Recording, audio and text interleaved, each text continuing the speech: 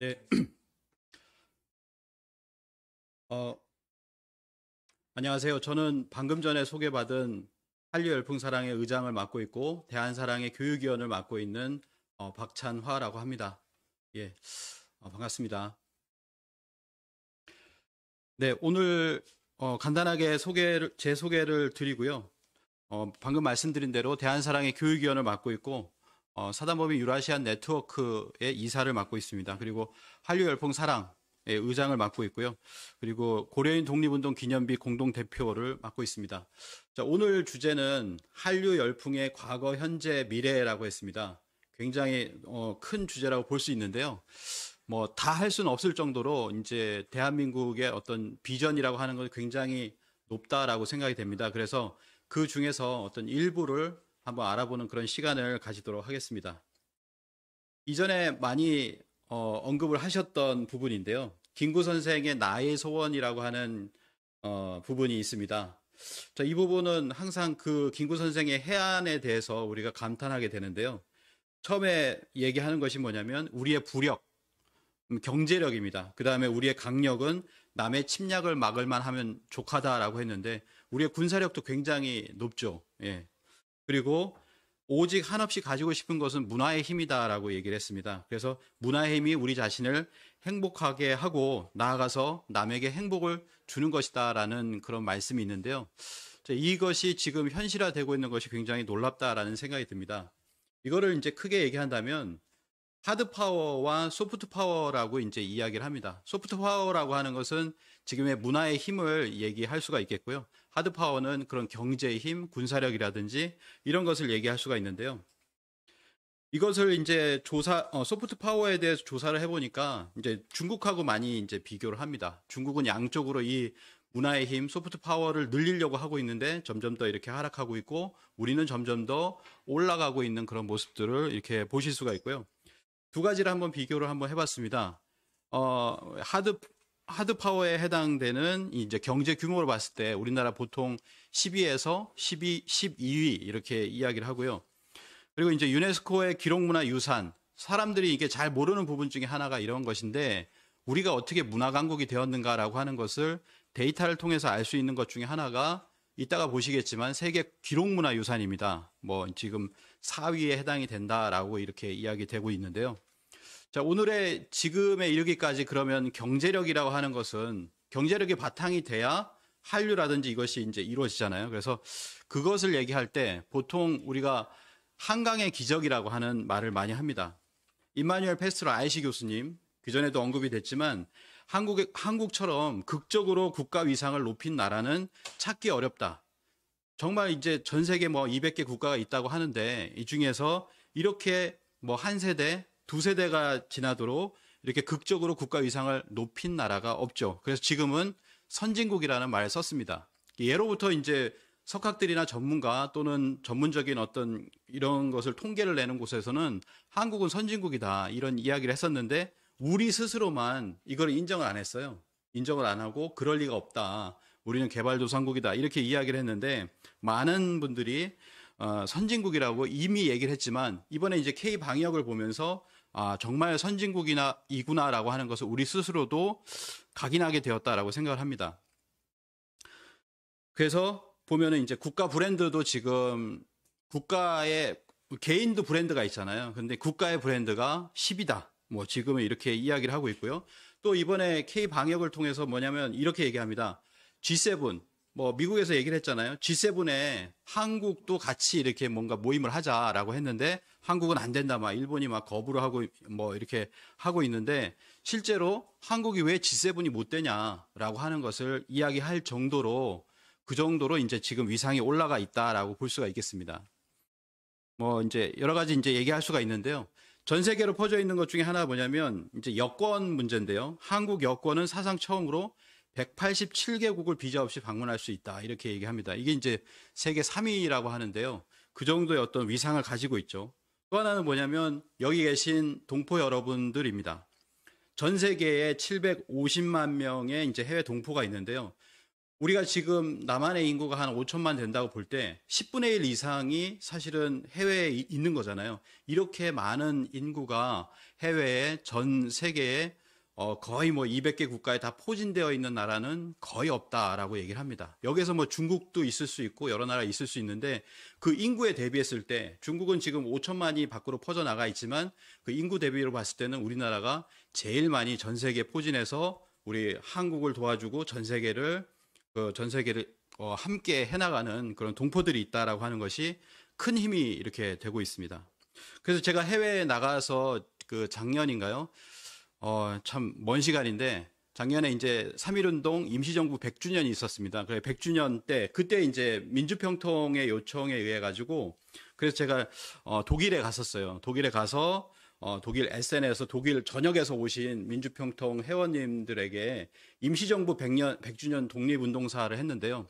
이때와 또 그 전년도에 갔었을 때 또 그 독일이라고 하는 곳은 그 1세대가 그 광부 또 간호사 이런 분들이잖아요. 그런 분들이 한 2만여 명이 나가셔가지고 우리 경제에 이렇게 도움을 주시고 그 지역에 유럽에 이렇게 안착하시고 또는 미국으로 이렇게 넘어가기도 하시고 이렇게 하셨는데요. 그래서 제가 강의를 하기 전에 먼저 이렇게 절을 했습니다. 절을 하고 너무나 이렇게 감사한다.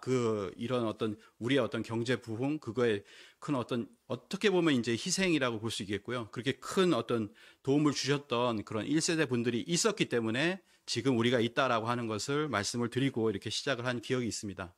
그래서 이제 한강의 기적을 이루고 지금 뭐냐면 한류 팬이 전 세계 1억 명이라고 해요. 1억 명을 넘어섰습니다. 사실은 지금 넘어선 상태인데 1억이라고 하는 것은 실제로는 그 저변에서 옹호하는 그런 분들까지 합하면 수억 명이 되리라고 이렇게 생각을 하는 그런 한류 팬들이 있습니다.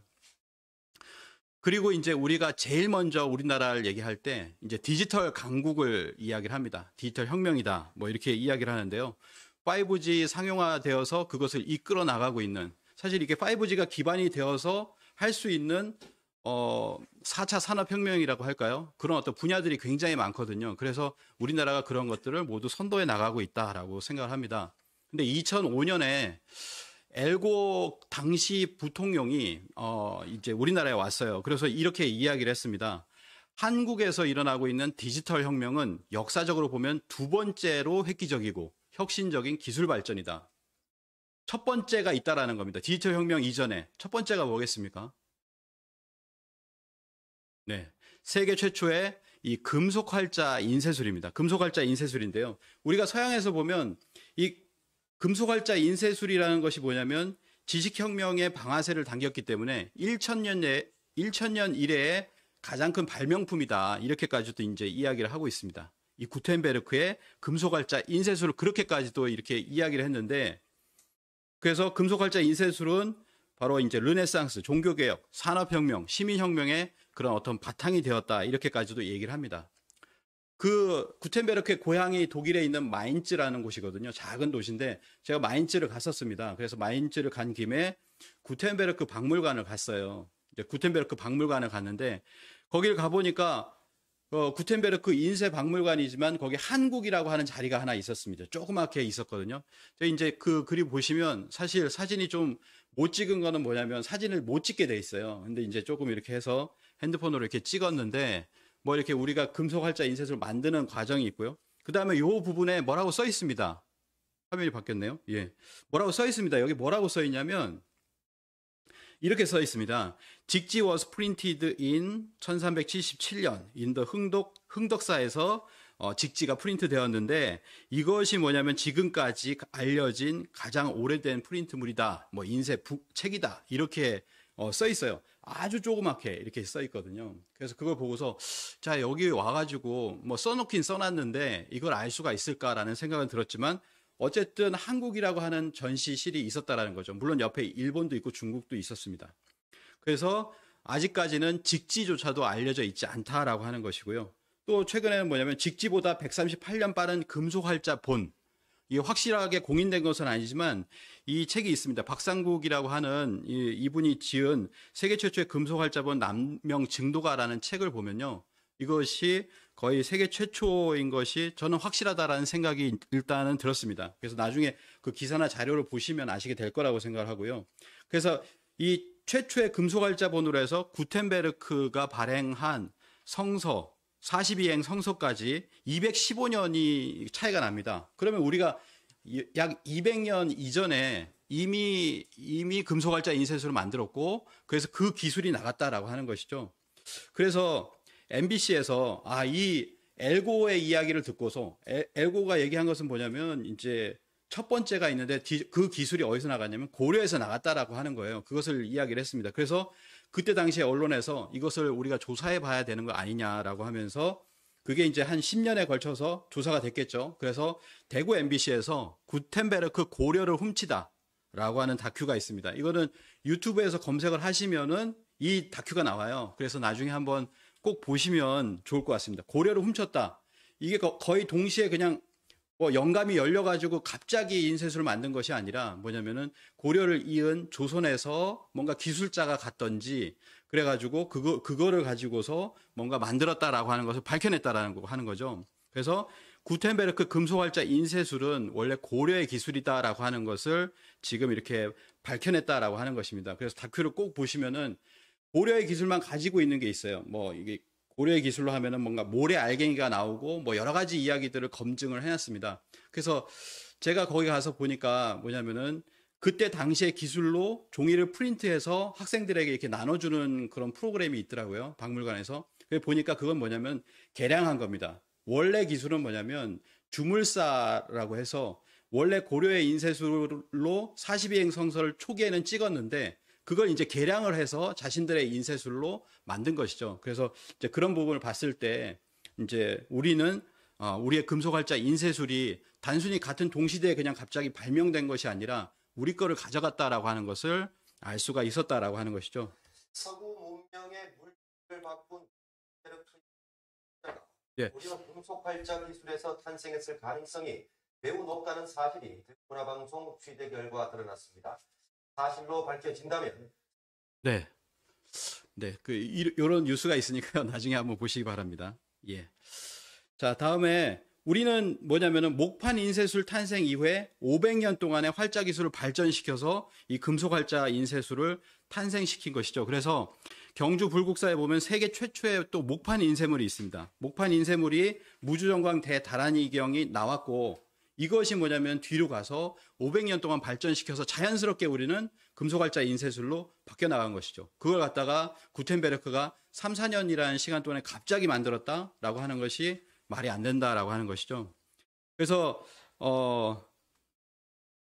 프랑스의 쥐베르라는 사람이 이제 병인 양요 때 그때 조선을 왔습니다. 조선을 와서 보니까 이제 마을을 이제 들어갔잖아요. 들어가서 이렇게 보니까 조선과 같은 먼 극동의 나라에서 우리가 경탄하지 않을 수 없는 것은 아주 가난한 사람들의 집에도 책이 있다는 사실이다. 아주 가난한 사람, 그러니까 그들이 이제 처음에 들어가는 건 그때 당시에 민중 백성들의 어떤 집을 들어가 봤나 봐요. 그랬더니 전부 다 책이 있다라는 거예요. 그때 당시에 뭐냐면 프랑스는 그렇지 않았다라고 하는 것이죠. 그래서 선진국이라고 자부하는 우리의 자존심마저 겸연쩍게 만든다. 이렇게까지도 이야기를 했습니다.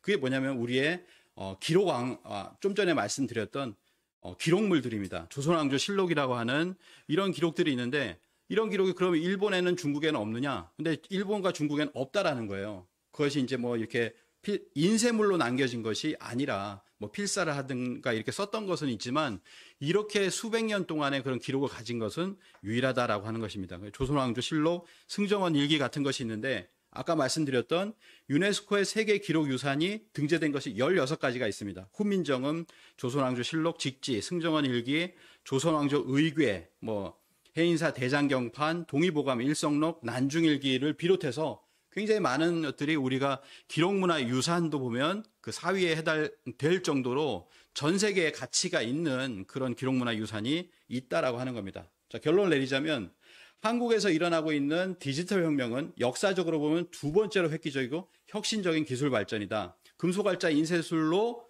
거기에서 그게 넘어가서 인류의 어떤 인류 문명을 갖다가 발전시키는 그런 역할을 했었고 두 번째로 디지털 혁명이 전 세계를 갖다가 선도하고 있다라고 하는 것을 이야기를 하고 있습니다.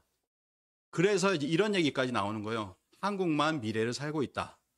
이게 이제 한마디로 이렇게 디지털 강국이라고 하는 것을 정의하는 말이 아닐까라고 생각이 듭니다. 그래서 미래를 보려면 한국을 와라 라고 이렇게 이야기를 하고 있습니다. 또 이런 얘기를 하죠. 한국은 SF 영화를 현실에서 볼 수 있는 국가다.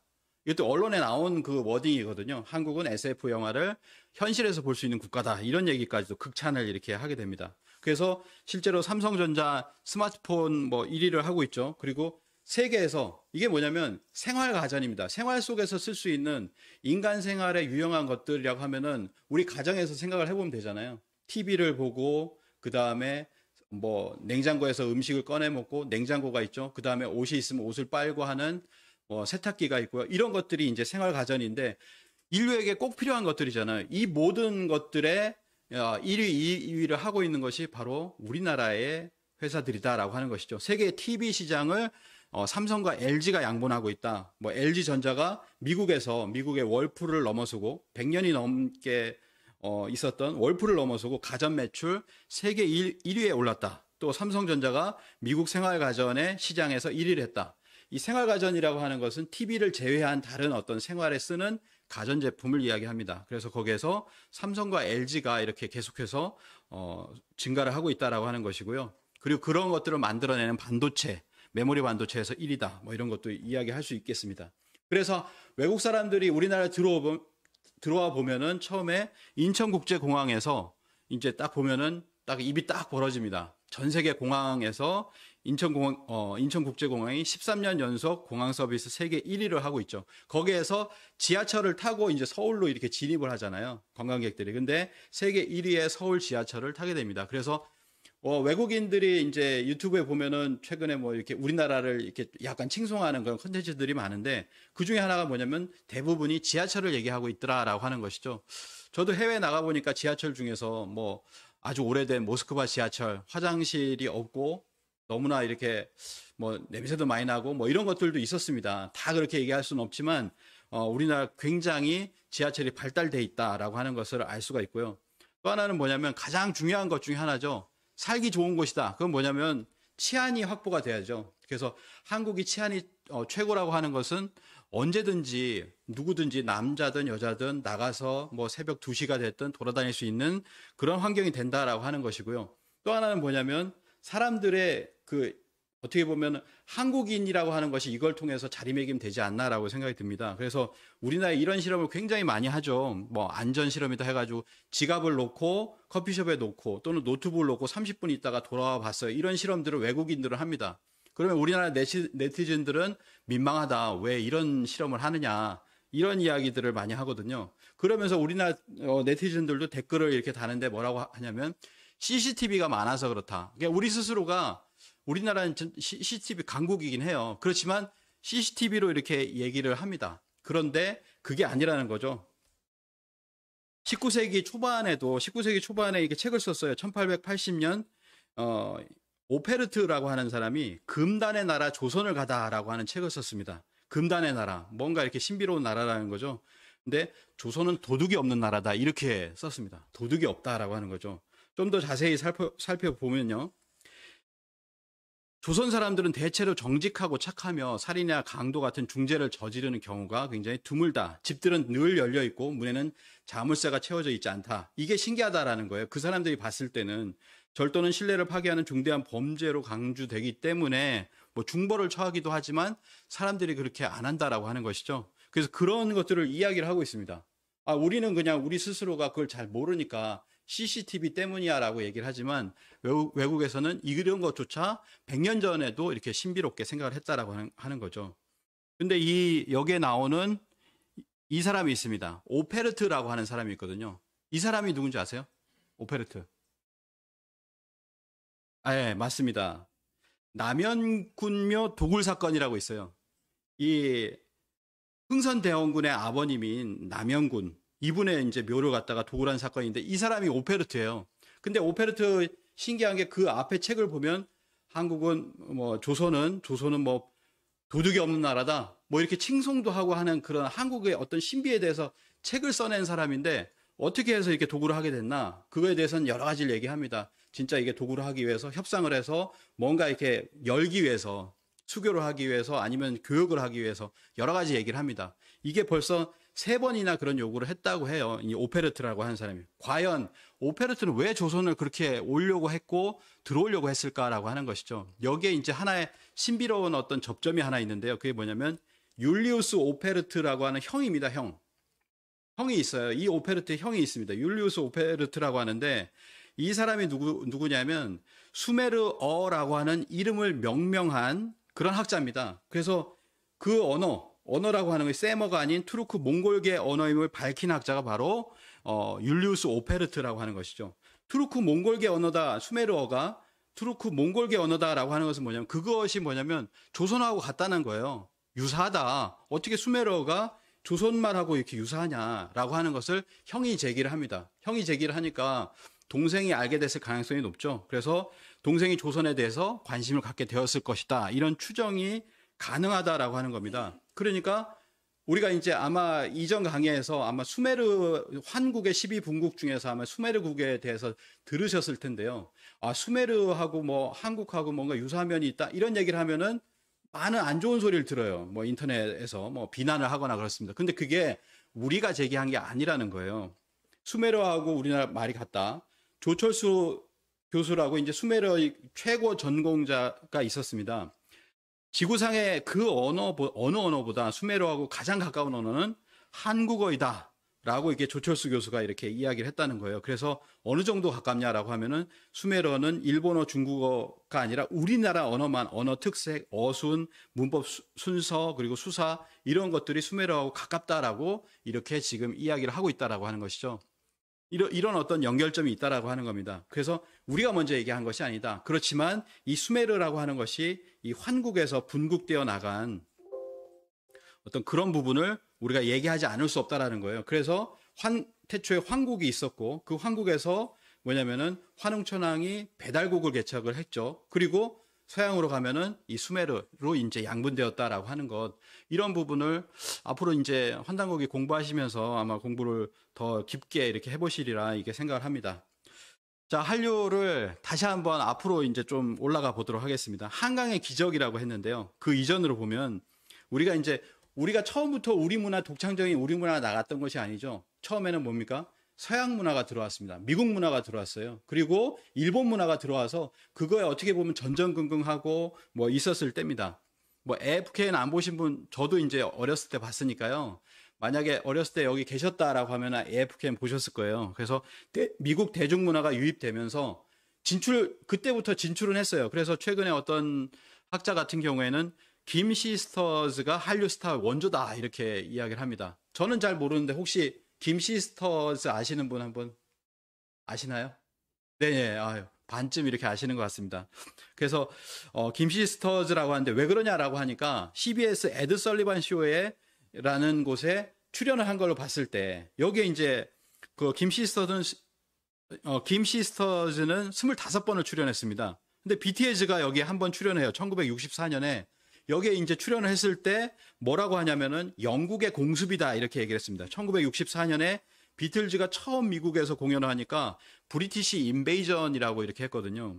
근데 이거와 이제 똑같은 자리에 똑같은 어떤 흑백으로 이렇게 처리한 곳이 있죠. 바로 BTS입니다. 비틀즈를 이어서 바로 이제 코리안 인베이전, 한국의 어떤 공습이다. 미국 공습. 비틀즈 이래는 거의 없었다라고 합니다. 그래서 그런 어떤 BTS가 있었고요. 비틀즈처럼 미국을 사로잡은 BTS 인베이전이 지금 이렇게 되고 있다. 그런데 옛날에는 뭐였습니까? 영국은 영어잖아요. 뭐 억양은 좀 틀린 영국식 영어지만 비틀즈는 영어였습니다. 영어로 이렇게 공습을 했었는데 지금은 뭐냐면 한국어 앨범을 들고 나와가지고 미국을 공식적으로 정복한 것이다. 그게 바로 BTS다라고 합니다. 엄청난 어떤 역전이라고 볼 수가 있겠죠. 그래서 AFKN이 시작을 하고 우리나라에 이제 흑백 TV가 나오고 1980년 박정희 대통령 이후가 돼야 우리나라 컬러 TV로 이렇게 바뀌잖아요. 이렇게 바뀌어가는 과정이 있었습니다. 아까 말씀드린 그런 어떤 이제 해외 동포 나가서 이렇게 우리 경제를 위해서 나가신 분들이 이때 이제 굉장히 많았죠. 그리고 나서 이제는 뭐냐면 세계 TV 시장을 삼성과 LG가 양분하는 시대, 뭐 생활가전 이런 시대가 왔다라는 거예요. 그리고 93년에 AFKN 채널이 인수가 됩니다. 우리나라 쪽으로 인수가 되는 거죠. 이건 뭐냐면 그냥 하나의 상징으로 보는 겁니다. AFKN이라 40년 동안 미국 문화가 우리나라에 이제 진주에 있었다. 우리나라에 큰 영향을 줬었다라고 하는 것에 어떤 상징으로 하나 보여지는 것이다. 그것이 뭐냐면 지금 뭐 많은 분들이 말씀하셨지만 올해 2월 달에 아카데미상을 휩쓸었잖아요. 영화 기생충이 휩쓸었는데 봉준호 감독이 이렇게 얘기를 했습니다. 나는 AFKN 세대다. AFKN을 보고서 거기에서 금요일, 토요일 저녁마다 영화를 봤다. 이렇게 이야기를 합니다. 거기서 많은 영화들을 섭렵하면서 이렇게 왔던 세대들이 이제는 뭐냐면 그곳을 가서 우리가 BTS의 어떤 인베이전처럼 영화로서 미국이라고 하는 어떤 문화의 본토라고 할까요? 거기를 공습했다. 뭐 이렇게 얘기할 수 있을 것 같습니다. 88 올림픽이 있었고요. 그래서 반쪽짜리 올림픽들이 있었는데 88 올림픽이 있고 나서 베를린 장벽이 이제 붕괴가 됩니다. 베를린 장벽이 붕괴가 되고 1990년에 러시아와 수교를 하고 92년에 중국과 수교를 합니다.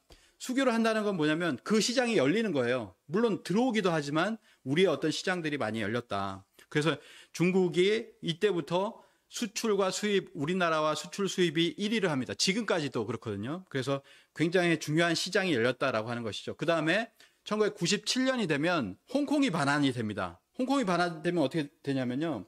우리나라가 홍콩에 들어가잖아요. 어떤 뭐 문화가, 뭐 엔터테인먼트가 홍콩에 들어가면 홍콩이 바로 중국으로 들어가요. 그래서 중국 전체 시장하고 같아지는 것이죠. 그래서 우리가 중국을 들어가기도 굉장히 수월해졌다라고 합니다. 자, 이렇게 되면서 뭐가 되냐면 그 전에 우리나라를 진짜 저도 이제 고등학교까지 많이 왔었던 게 홍콩 영화입니다. 홍콩 영화. 홍콩 영화의 세대라고 볼 수가 있는데 그리고 나서 뭐냐면 이제는 홍콩 영화가 사라지기 시작하고 우리나라 영화가 들어가기 시작합니다. 그래서 21세기가 되기 직전인데 이때부터 뭐냐면은 한류라고 하는 겁니다. 1997년 IMF 구제금융 신청을 받습니다. 왜 이때를 한류라고 하느냐? 이어령 교수는 이렇게 얘기를 합니다. 한류는 바로 IMF 때 생겨난 독특한 문화이기도 하다. 이렇게 정의를 합니다. 왜 IMF라고 하는 우리나라 가장 어려운 때가 한류가 등장하는 시기냐? 한 가지를 말씀드리면 내수 시장이 붕괴가 되는 거죠. 그래서 전 세계로 나갈 수밖에 없는 겁니다. 엔터테인먼트가. 그래서 해외를 그냥 간절하게 공략하기 시작하는 것이라는 거죠. 그래서 우리나라는 뭐 국난 극복의 DNA가 있다 이렇게 이야기를 하는데요. 금모으기 운동을 통해서 3년 만에 이 IMF 시장이 다 갚고 극복을 하기 시작했죠. 그래서 IMF가 있었기 때문에 우리가 더 똘똘 뭉칠 수 있게 되었다. 뭐 이렇게도 이야기를 합니다. 이때 처음으로 나갔던 것이 뭐냐면 SM입니다. SM 엔터테인먼트에서 97년에 국내 엔터 업계 최초로 해외 시장에 진출했다. 이때 얘기한 것이 뭐냐면 뭐 이런 얘기를 하죠. 컬처 퍼스트, 이코노미 넥스트. 돈은 나중에 벌고 일단 우리 컬처가 나가야 된다라고 하는 이야기를 했는데요. 뭐 돈을 같이 벌긴 버는 것 같습니다. 자, 그래서 이때 김대중 대통령이 중요한 사람들을 몇 명을 초청을 합니다. 그 중에 하나가 손정희 회장, 일본의 손정희 회장을 초청을 했고요. 그러니까 손정희 회장이 뭐라고 하냐면 한 명 친구를 데려가도 되겠습니까? 라고 해서 친구를 데리고 갑니다. 누굴까요? 네. 빌 게이츠죠. 예. 그래서 손정희 회장하고 빌 게이츠가 이렇게 오게 되는데 그때 뭐냐면 두 사람이 공통적으로 얘기한 게 야, 우리가 IMF를 이게 경제적 어려움이 있는데 이걸 극복하기 위해서 뭘 해야 되겠습니까? 라고 하니까 인터넷망을 까십시오. 라고 이렇게 이야기를 합니다. 그래서 그거를 갖다가 여기서는 뭐라고 하냐면 브로드밴드, 둘째도 브로드밴드, 셋째도 브로드밴드다라고 하는데 초강력, 초고속 인터넷망을 까셔야 됩니다. 라는 얘기를 하죠. 그래서 일주일 후에 발표를 합니다. 정보통신망에서 세계 제일이 되겠다. 그리고 모든 학교에 인터넷 회선을 보급하겠다. 정확한 워딩이죠. 세계 제일이 되겠다라는 얘기를 했습니다. 그래서 이때부터 뭐냐면 대도시 그리고 농촌 지역까지 초고속망을 확대를 하고 전국 초중고등학교에 초고속 인터넷을 연결하고 그리고 컴퓨터 교육을 시작하는 것이죠. 예, 이렇게 바탕이 깔렸다라는 거예요. 경제적인 디지털 강국으로서의 그것이 깔리기 시작하고 그 다음에 뭐냐면 일본 문화를 열자, 일본 문화를 개방하자. 이때는 굉장히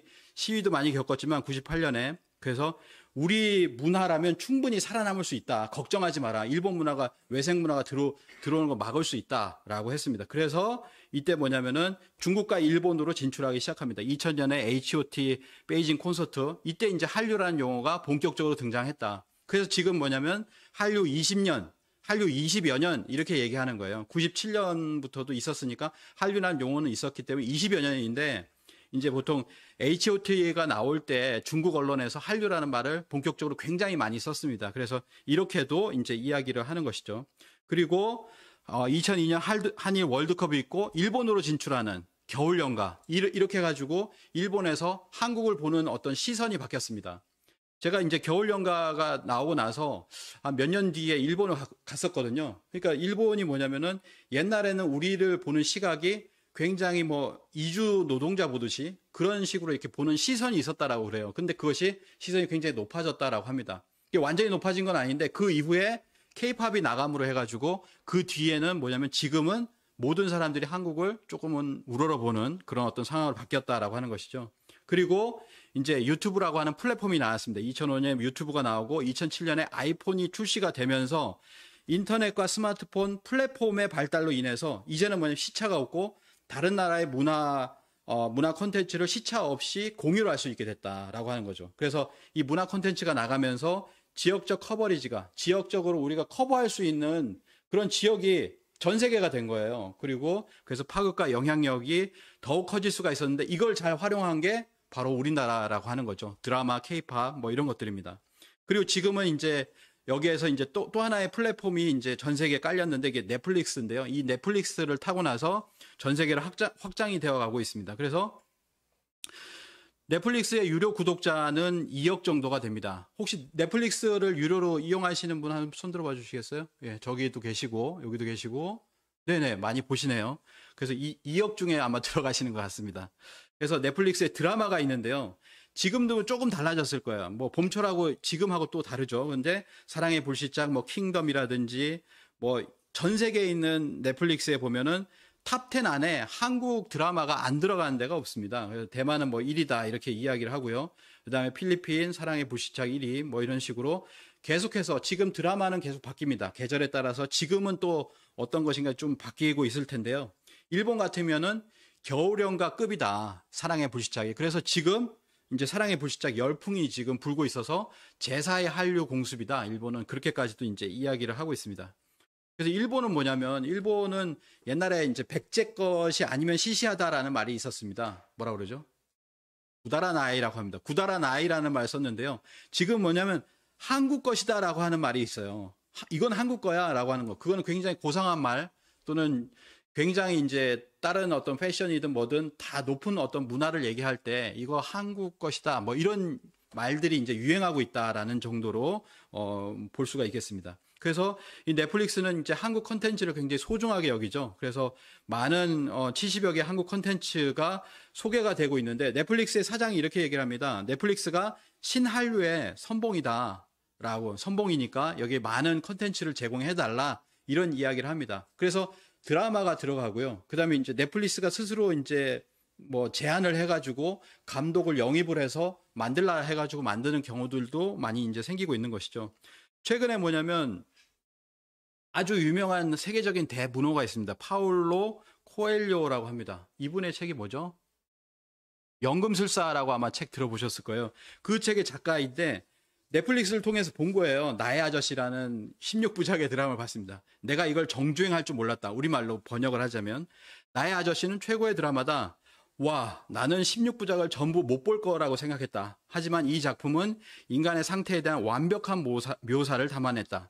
뛰어난 각본, 환상적인 감독, 최고의 출연진에 축하를 보낸다라고 했습니다. 한국인이 가지고 있는 스토리텔링 컨텐츠인데요.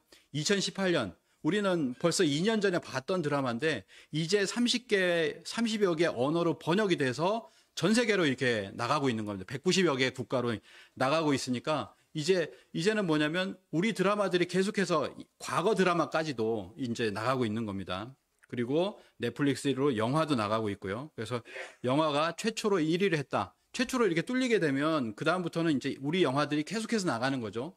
우리는 그냥 이걸 번역할 마음이 없었는데 넷플릭스를 주니까 30개 국어로 번역이 되어서 자막이 되거나 더빙이 되어가지고 나가게 되는 그런 어떤 상황이 됩니다. 그래서 영화 같은 경우도 우리는 원래 헐리우드 영화 세대잖아요. 아까 말씀드린 AFKN 세대, 봉준호 감독도 마찬가지입니다. 헐리우드 영화가 들어와서 그걸 본 세대인데 이제는 뭐냐면은 우리 영화들이 전 세계를 석권하는 그런 어떤 시간대가 왔다라고 하는 것이죠. 그거의 바탕이 되는 것 중에 하나가 뭐냐면 만화입니다, 만화. 그게 이제 웹상에서의 어떤 만화를 웹툰이라고 하는데요. 일본이 원래 만화를 망가라고 하잖아요. 그래서 일본 만화가 막 전 세계를 풍미할 것 같지만 일본은 아직도 책입니다, 책. 만화책. 만화책이에요. 웹툰으로 해서 인터넷에 올리는 걸로 발전하지 못했습니다. 그래가지고 우리나라 같은 경우에는 네이버 웹툰이 있어요. 7개 국어로 번역이 돼서 전 세계에 히트를 치고 있습니다. 지금은 뭐냐면 전 세계 7천만이 이걸 보고 있다라고 하는 것이죠. 그래서 또 파울로 코엘료가 나왔는데요. 이분이 한국 매니아인가 봐요. 그래서 또 뭘 만화를 갖다 이제 네이버 웹툰의 그 페이지를 이렇게 올렸어요. 뭐냐, 연금술사를 보고 있는 만화의 어떤 짤이 있었거든요. 그걸 갖다가 자기 트위터에 이렇게 올렸는데 바로 뭐냐면은 이 정도라면 뭐냐면 네이버 웹툰이 정말 많이 나가고 있구나. 여기도 보시면은 영어로 나와 있잖아요. 대사가 이제 영어로 나가잖아요. 그래서 7개 국어로 번역이 돼서 우리나라의 어떤 네이버 만화가 이런 웹툰이 나가는 플랫폼이 되고 있다라고 하는 것 있죠. 일본으로 나가는 또 카카오 재팬도 있습니다.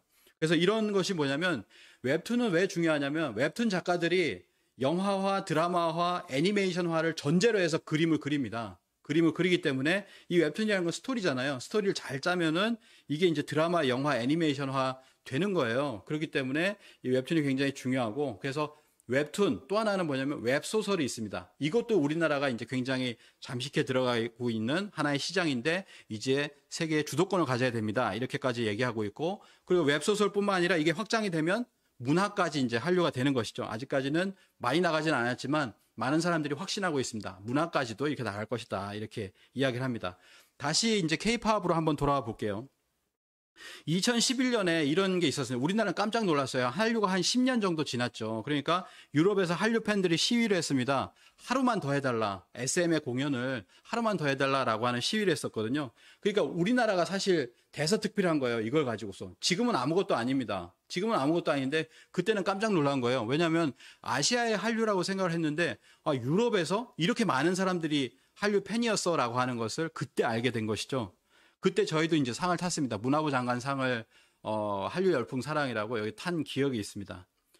그리고 나서 2012년에 더 열풍이 붑니다. 싸이의 강남 스타일 열풍이 불고 그리고 2013년에 방탄소년단 BTS가 데뷔를 하고 그리고 몇 년 지나지 않아서 이제 2013년이잖아요. 2년 지나서 이제 빌보드에 진입을 하기 시작합니다. 그 다음에 2018년 드디어 빌보드에서 1위를 합니다.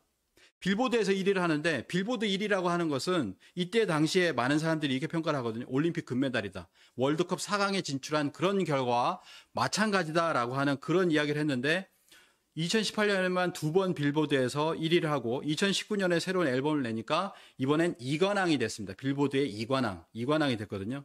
그리고 나서 2020년에 3월 달 이제 코로나가 이제 돌기 이전이죠. 돌고 있는 상황인데 그렇게 심각하지 않았던 때 그때 이제 새로운 4번째 앨범을 내니까 빌보드에 4번 석권을 했습니다. 그러니까 이제는 뭐냐면 BTS는 앨범을 내면 그냥 빌보드 1위를 하는 거예요. 네, 그런 어떤 상황이 됐다라는 거죠. 근데 예전에 비틀즈가 왔을 때 뭐냐면 1년에 3번 앨범을 1위를 시켰어요. 근데 이제는 뭐냐면 4번 앨범을 시켰죠. 그래서 이제는 비틀즈도 넘어섰다. BTS가 이렇게 얘기합니다. BTS는 단순한 인기 팝 그룹이 아니고 수십 년간 유례가 없는 세계적 현상이다. 이 세계적 현상이기 때문에 이거는 팬들만 BTS를 봐서는 안 돼요. 여기서 뭔가를 하시는 분들, 마케팅을 하시는 분들, 트렌드를 알려고 하는 분들은 BTS의 음악을 들어봐야 된다라고까지 이제 얘기를 합니다. 그리고 이제 코로나 상황이 되니까 전 세계를 위안을 주기 위해서도 그렇고 그래서 영어로 된 곡을 처음으로 지금까지 한국어였는데 영어로 다이너마이트라고 하는 곡을 썼습니다. 그래서 빌보드의 핫백이라고 하는데 이건 뭐냐면 솔로곡입니다. 솔로곡은 처음이에요. 싸이의 강남스타일이 이 솔로곡 분야에서 7주 동안 2위를 하다가 떨어졌습니다. 그렇거든요. 한 번도 1위를 한 적이 없어요. 근데 이 핫백에서 드디어 한국 가수가 솔로곡으로 1등을 합니다. 그것도 2주 연속, 그리고 잠시 떨어졌다 다시 탈환을 해서 또 1위를 하고, 그 다음에 뭐냐면, 방탄소년단이 거의 피처링을 했었던 또 곡이 하나 더 있어요. 그래서 1, 2위가 BTS가 나란히 1, 2위가 되는 어떻게 보면 좀 기이한 현상. 와, 이렇게까지 되나? 라고 했는데 이제는 기사가 뭐가 났습니까? 며칠 전에 K-팝의 놀이터가 된 빌보드 차트라고 하는 얘기가 나옵니다. 뭐냐면 이제는 그 블랙핑크가 1위를 해버렸잖아요. 빌보드 글로벌 차트라고 하는 것이 있습니다. 여기에서 러브식 걸이라고 해가지고 최근에 나온 곡인데 이게 1위를 하고 BTS 곡이 2위, 3위를 했어요. 1, 2, 3위에서 왔다 갔다 하는 거예요. 그러니까 야, 이제는 뭐 빌보드가 K-팝이 옛날에는 더 영원히 할 수 없는 어떤 넘사벽이다. 넘을 수 없는 벽이다라고 생각을 했는데 그걸 넘어버렸다라고 하는 거죠. 그러면서 이제 K-팝의 이제 영향력이 이제 선한 영향력이 시작되는데, BTS 같은 경우에는 뭐 유엔 아동기금 뭐 이런 선한 그들 스스로가 얘기하는 겁니다. 선한 영향력을 주는 음악인이 되고 싶다. 그리고 BTS의 리더인 김남주는 이렇게 얘기합니다. 음악으로 단지 즐거움을 주는 것도 좋지만 누구에겐가 좋은 가치관을 전할 수 있으면 좋겠다. 이런 이 사람들이 얘기하는 어떤 작사하는 어떤 글들의 어떤 선한 메시지, 긍정적인 메시지, 선한 행동들, 이게 뭐냐면 우리가 지금까지 떠들어왔던 것 중에 하나인 홍익인간이라고 생각합니다. 홍익인간, 작은 것부터 이제 홍익인간을 얘기하는데 이 정도면 아주 거대한 어떤 홍익인간의 어떤 실천력이다, 이렇게 생각을 합니다. 그래서 이제 뭐냐면 그들을 따르는 수백, 수천의 그런 아미라고 하죠. 그 팬들도 기부단체를 만들어서 이 BTS가 10억을 내면은 이 사람들도 일주일 만에 10억을 걷어서 냅니다. 이런 정도로 기부를 하고요. 누구 이제 생일자가 있으면은 뭐 40여 개 종류의 기부터에 기부를 하는 모습이 있었는데, 왜 BTS를 미국 사람들이 좋아하냐 중에 하나가 뭐냐면은 지금 이 솔로곡에서 1위를 다투고 있는 곡이 있어요. 근데 그 곡은 사실 그 가사를 보면 그걸 자신의 아들과 딸에게 전해줄 수 없는, 그걸 들을 수조차 없는 그런 곡입니다. 우리로 보면 19금이 아니고 29, 39금 정도 되는 그런 어떤 곡입니다. 그래서 이제 그런 곡을 막기 위해서라도 부모님들이 BTS를 좋아해라, 뭐 이게 자식들에게 이렇게 얘기한다 그래요. 보면은 이제 아버지가 자식을 가르치는데 BTS의 노래를 듣고서 그 메시지에 대해서 토론하는 겁니다. 이게 토론하는 모습이거든요. 그리고 또 하나는 뭐냐면 이제 미국에 살고 있는 미국 동포인데 살림하는 미국 아빠라고 하는 채널인데요. 제 아이가 들을까봐 걱정이 돼요. 아까 말씀드렸던 그 곡이죠. 그 곡이 제 아이가 들을까봐 걱정이 돼요. 그래서 저는 BTS 곡을 갖다가 아이들이 듣기를 원합니다라고 하면서 그런 어떤 내용이 됩니다. 그래서 저도 그런 경우가 있었어요. 제가 이제 독일에 가니까 BTS 팬들을 위해서 BTS의 어떤 노래나 그 메시지에 관해서 그걸 풀어주는 게 있었거든요. 그걸 풀어주니까 그 안에는 동양 철학적인 메시지 여러 가지들이 있었습니다. 그걸 풀어주니까 요 뒤에 보시면은 저게 있죠? 여기 보면 이 아이가 이제 초등학생입니다. 초등학생인데 너무 BTS의 광팬이 되니까 어머니가 따라오셨어요. 그래서 어머니가 과연 어떤 거길래 이렇게 좋아하나라고 해서 제가 이제 한 1시간 정도 이렇게 발표를 했었는데, 그거 끝나고 나서 어머니가 굉장히 좋아하셨습니다. 왜냐하면 BTS를 좋아해도 되겠구나라고 하면서 그런 어떤 기쁜 마음으로 이렇게 가셨던 그런 기억이 있습니다. 그래서 이런 얘기를 합니다. 칠레에서는요. 내가 다른 장르에서 볼 수 없는 K-팝의 특징은 순수성이다. K-팝 공연장에는 술을 마시거나 약물을 복용하는 사람을 찾을 수가 없다. 그리고 멕시코에서는 K-팝 덕분에 마약과 범죄에서 멀어지고 있는 10대들, 20대들, 신세대들이 그거에서 멀어지고 있다라는 얘기까지도 이렇게 하고 있습니다. 한국어 열풍으로 넘어가죠. 이런 K-팝이나 K-드라마 이런 걸 보면서 한국어를 공부하게 되잖아요. 여기서부터 이제 한국어를 공부하면서 한국의 역사나 문화까지도 같이 공부를 할 수밖에 없습니다. 그래서 한국어는 한글은 가장 동창적이고도 훌륭한 음성 문자다.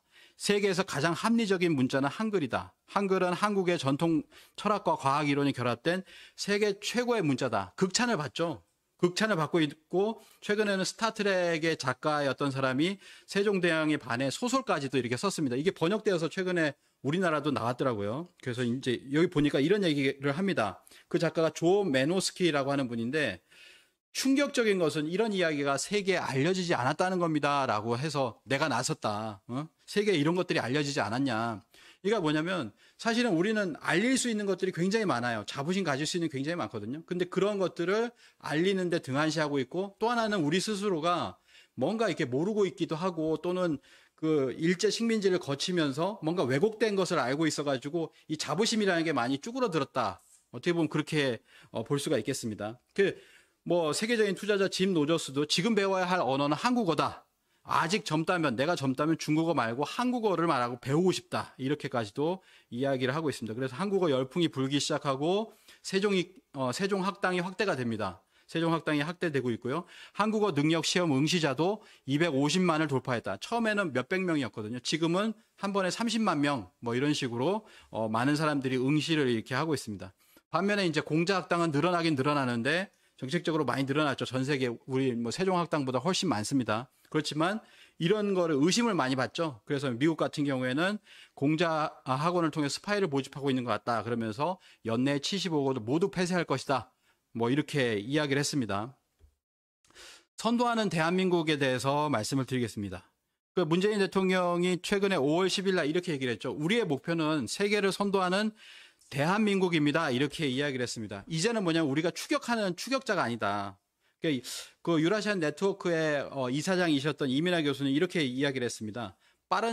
우리는 빠른 추격자였다. 우리가 이제 경제가 굉장히 1960년대 되면 이렇게 비교를 하잖아요. 아프리카에 있는 이제 아주 가난한 나라하고 이제 많이 비교를 합니다. 가나하고도 비교를 하고 여러 나라 비교를 하는데 추격을 한 겁니다. 우리가 뒤에서 따라간 거죠. 따라갔는데 이제는 추월을 했어요. 이제는 선도를 해야 되는 입장이다라고 하는 것이죠. 그래서 빠른 추격자에 입각한 한강의 기적이라고 하는 건 이제 소명을 다했다. 이제는 뭐냐면 퍼스트 무버, 우리가 이제 먼저 선도하는 입장이잖아요. 그래서 퍼스트 무버의 전략에서는 정체성 확립이 전제 조건이다. 이렇게 이야기합니다.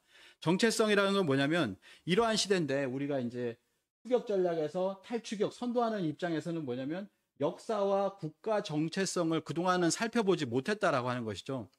뭐 식민사관이 이렇게 휩쓸어도 그걸 갖다가 이제 보지 못하고 뭐냐면은 그런 국사 교과서가 있어도 그런 어떤 역사관을 가졌어도 우리는 일단 경제 먹고 사는데 했기 때문에 그렇지만 이제는 뭐냐면 뒤돌아봐야 된다. 역사와 정체성이라고 하는 것을 봐야 된다는 거예요. 그거는 누구나 이야기를 합니다. 임마누엘 페스트 라이시 교수님도요. 한국인은 한국의 과거를 역사를 소개하지 않고서는 국제사회에서 한국의 정체성을 설명할 수가 없다. 이렇게 이야기를 하고 있습니다. 이제는 뭐냐면요. 저도 이제 크로아티아를 이제 2년 전에 갔었어요. 근데 크로아티아에 한류 팬들이 이렇게 모여가지고 저한테 가르쳐 달라고 했던 게 뭐냐면 주제가 딱 하나입니다. 태극기. 태극기에 대해서 알려달라. 이 태극기는 국기 중에서도 희한하게 어떻게 보면 굉장히 어떤 문양을 가지고 있잖아요. 어떤 상징, 심볼을 가지고 있는데 이게 뭐냐. 이걸 좀 알려달라. 자신들도 인터넷에 보면 조금은 알 수가 있지만 그런 거죠. 흰색은 평화를 상징하고 태극은 뭘 상징하고 이런 건 아는데 자세히 좀 알고 싶다. 진짜 뜻은 뭐냐. 이거를 알려달라는 거예요. 그래서 제가 한 40분 정도 이거에 대해서 발표를 했던 기억이 있습니다. 근데 우리가 왜곡된 역사를 알면 그거는 얘기해요. 최초에 쓴 사람은 누구다? 박영효다. 아니면은 태극기를 처음 쓴 사람이 고종이다. 이런 이야기들을 하는데 그럼 태극기의 그 문양은 누구의 것입니까? 라고 하면 태극은 어디서 온 겁니까? 그러면 중국에서 온 것이다. 이렇게 얘기할 겁니까? 그게 아니라는 거죠. 바로 태호복희 씨. 배달국의 제5대 태우환웅의 막내 왕자였던 태호복희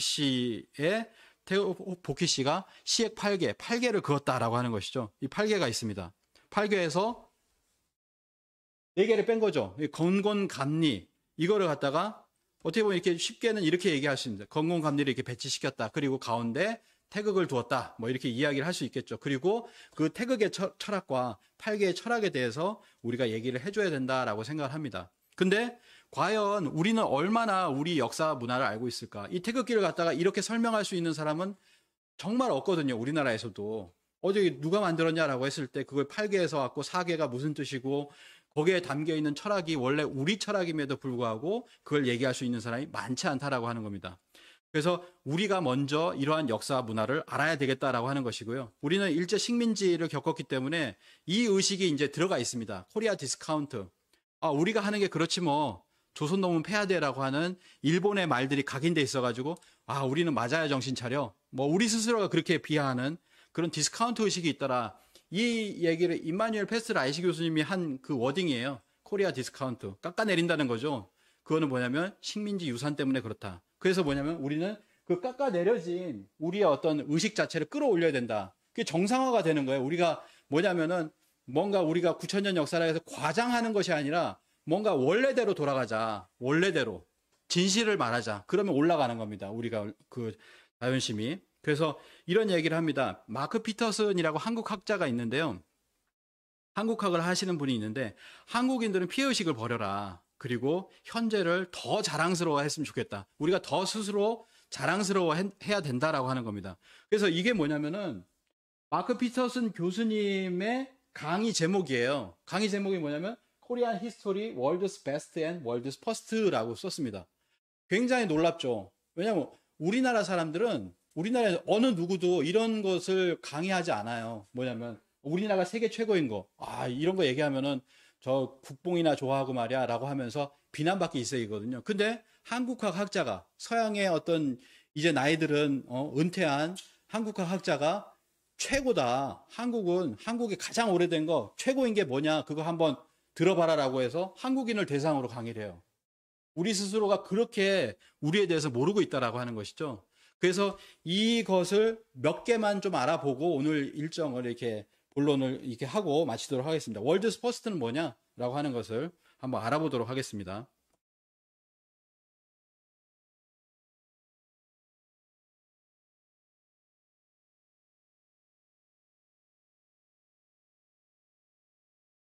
자, 이것은 뭐냐면 그 42만 년의 기록입니다. 빙하기 간빙기 기록이에요. 이게 남극에 보면은 보스토크라고 해서 기지가 있는데 얼음을 뚫습니다. 이게 밑으로 쭉 뚫으면은 한 4,000m 정도를 뚫어보면 얼음 기둥을 가지고서 거기에서 빙하기 간빙기가 어떻게 전개되어 나왔는가.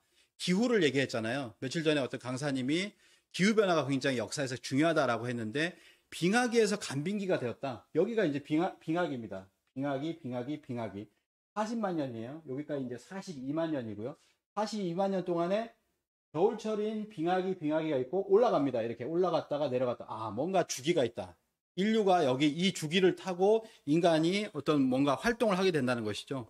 그래서 42만 년 동안에 4번의 빙하기와 간빙기가 반복이 되고요. 그 다음에 뭐냐면 빙하기의 소산으로 인류가 출생하게 됩니다. 그래서 많은 사람들이 이렇게 이야기를 하죠. 현생 인류라고 합니다. 호모 사피엔스는 기원전 4만 년 이후에 슬며시 나타났다. 알 수 없는 곳에 슬며시 나타났다. 이렇게 이야기하시는 분도 있고요. 그리고 이런 책에 보면은 대략 5만 년 전에 유전자의 거대한 비약에 의해서 이루어져서 인류가 출현했다. 뭐 이렇게 이야기를 합니다. 진화생물학자인 스티븐 제이 굴드는 지난 4만 년 또는 5만 년 동안에 인류는 생물학적인 변화를 전혀 겪지 않았다. 그건 뭐냐면 인류가 탄생을 했죠.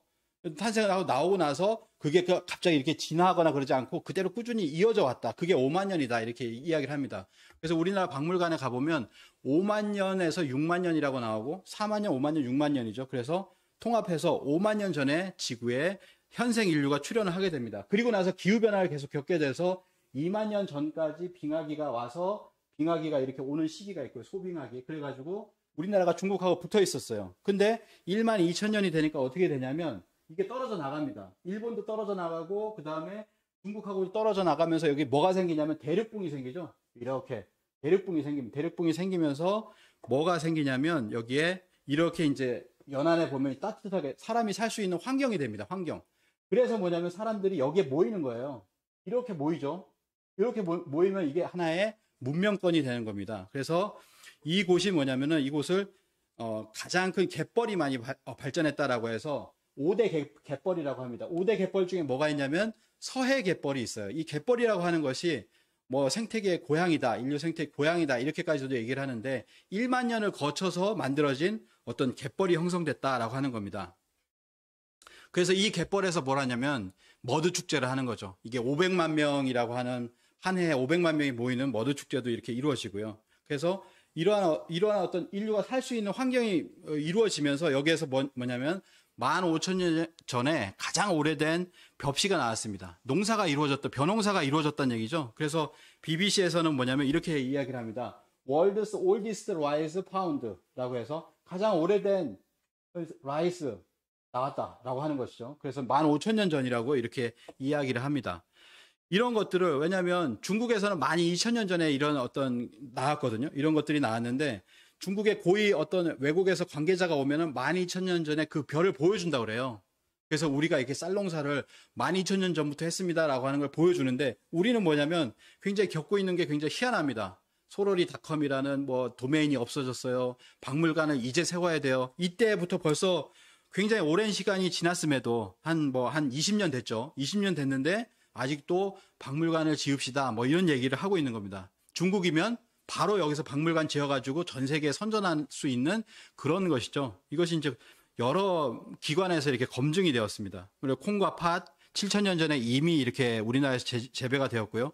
제주도 고산리에 보면은 12,000년 전에 가장 오래된 그런 신석기 유적이 있습니다. 여기 보면 고산리식 토기가 있죠. 여기 보시면은 제주도에 고산리식 토기가 있고요. 그리고 이것이 이제 남해안 지역이라든지 일본 규슈 정도에서 조금 이렇게 나오고 있다라고 하는 겁니다. 이것이 있고 이런 어떤 토기의 문화라고 하는 것이 어디로 가냐면 빗살무늬 토기로 가요. 아마 배우셨을 거라고 생각하는데 국립중앙박물관에 가면 신석기관에 보면 이런 어떤 빗살무늬 토기가 있고요. 이거는 뭐냐면 홍산 문화입니다. 요한문명이라고 하는 곳에 사해라는 곳에 이제 빗살무늬 토기예요. 이것이 같은 문화권에 있었다라고 하는 것이죠. 그래서 이것을 아래쪽에서 보면 이쪽입니다.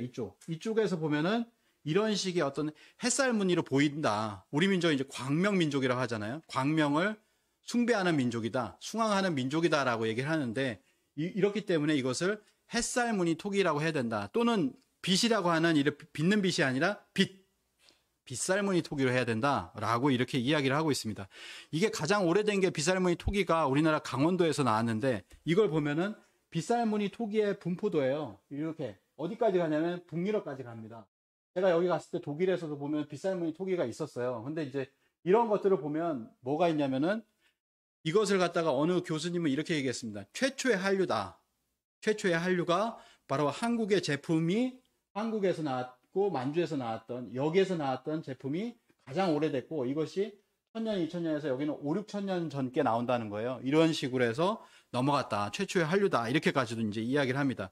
이거와 더불어서 나오는 것이 뭐냐면은 8000년 전에 옥기예요. 옥기. 그래서 그 옥기가 어디서 나오냐면 아까 보셨던 빗살무늬 토기가 나오는 곳이 어디냐면 사해와 흑룡화입니다. 사해 흑룡화에 나오고 빗살무늬 토기가 강원도 고성하고 똑같은 빗살무늬 토기가 나왔다라고 했는데 여기에 뭐냐면 옥 귀걸이가 똑같은 게 나오는 거예요. 그래서 흑룡화의 귀걸이, 사해의 귀걸이가 바로 이 수암이라고 하는 곳에 수암 옥을 가지고 만들었다라고 하는 것이죠. 그것이 뭐냐면 고성에 있는 그 옥 귀걸이하고 같다. 여기는 같은 문화권이다라고 얘기를 하는 겁니다. 그래서 여기에서 8000년 전에 같은 문화권을 형성하고 있었다. 이렇게 볼 수 있고요. 그 다음에 아까 보셨던 것처럼 이 서해를 중심으로 한 이 연안으로서 이 문화권을 우리가 볼 수가 있는 거, 한반도까지 이렇게 같이 볼 수가 있는 것이죠. 그래서 이곳을 홍산문화인데 홍산문화가 있고요. 이곳을 이렇게 해가지고 맨 위가 여기가 이제 발해라고 합니다. 그래서 발해 연안 문명 이렇게 이제 이야기하는 학자가 있습니다. 그래서 이 홍산문화의 주인이 한국인이 조상인 근거, 제가 이제 미주 지역에 가서 1시간 반인가요? 강의를 했던 게 뭐냐면 홍산문화에만 강의를 했었거든요. 그래서 앞으로 이제 뒤에 꼭 홍산문화 오늘 이전에 많이 들으셨잖아요. 이번 9번의 강의에서 누차에 들었지만 한 번은 꿰셔야 됩니다. 이거를. 그래서 1시간 반이나 보면은 이러한 20몇 가지의 근거가 있어요. 다 얘기할 수 없는 적석종 피라밋, 고인돌, 옥기거리, 고곡, 빗살무늬, 토기, 복골, 암각화, 천재문화 뭐 이런 것들의 어떤 근거가 있다라고 하는 것이죠. 그래서 한국인이 그 조상이었다라고 하는 것을 알 수가 있습니다. 자, 또 하나는 뭐냐면 아까 이제 농사를 얘기했지만 그 다음에 뭐냐면은 이 고래잡이가 있어요. 최초의 고래잡이가 우리나라다 이렇게 이야기를 합니다. 그래서 울산 방구대 암각화인데요. 울산 방구대 암각화인데 보시면은 고래들이 있어요. 60여 마리의 고래들이 있고 그다음에 여기 요런 데 보면은 잘 안 보이시겠지만 배가 있습니다. 배가 여러 채 배가 있어요. 그다음에 여기 보면 얼굴이 있는데 이건 샤만입니다.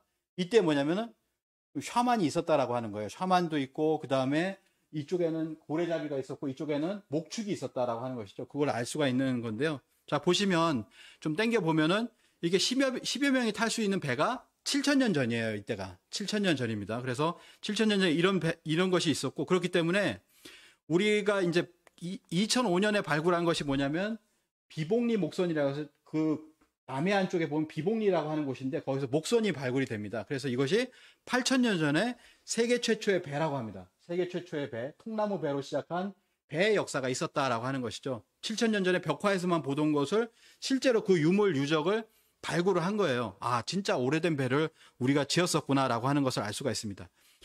이거를 우리가 이제 KDNA라고 할 수 있을 것 같아요. 그래서 어떤 배 또는 이제 그런 어떤 대륙성, 해양성이라고 한다면 해양 강국이 어떤 우리나라가 결국에는 뭐냐면 늦게 시작을 하더라도 그것이 해가지고 전 세계 1위를 해버리잖아요. 대형 선박을 제조하는데 우리나라만 한 나라가 없었죠. 그래서 조선업이 7년 만에 세계 시장 점유율 1위를 달성했다.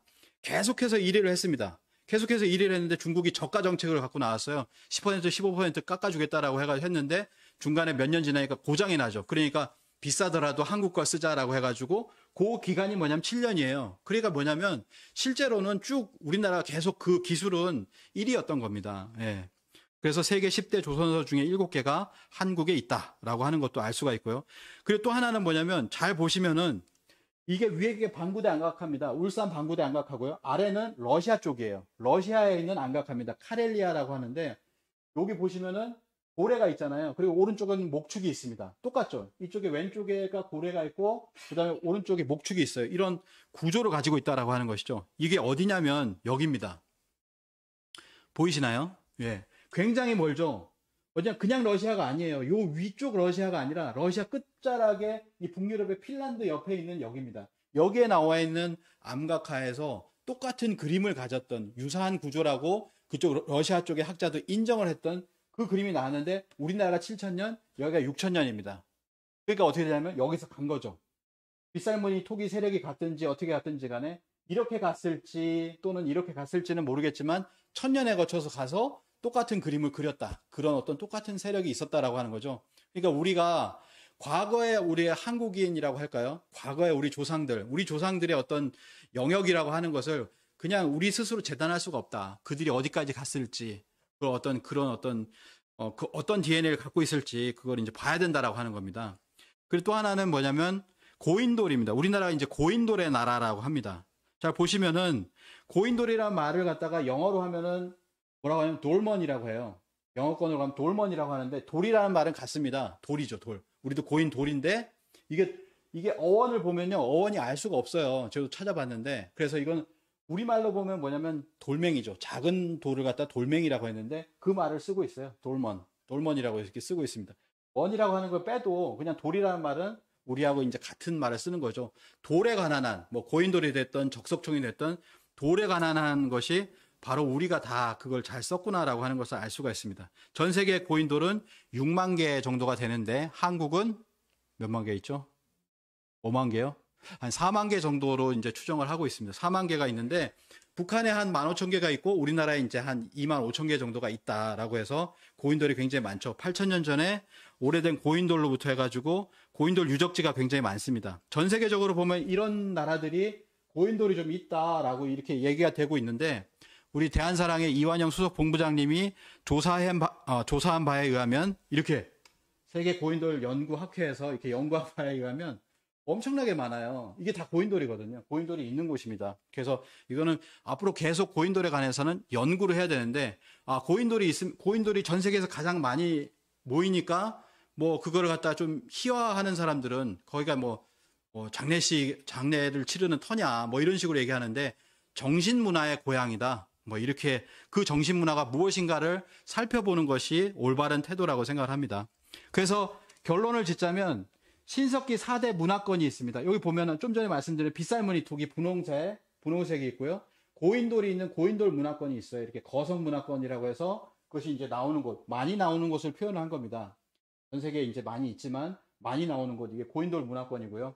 그 다음에 세석기라고 해서 요 부분이죠. 그 다음에 채도라고 그림이 그려진 뭐 그릇이나 이런 거, 채도 문화권이 있는데 이 네 가지의 어떤 신석기 문화, 그러니까 고대의 어떤 문화들이죠. 그 문화들이 수렴되는 곳, 수용과 융합되는 곳이 어디냐면 한반도하고 만주 땅이에요. 여기입니다.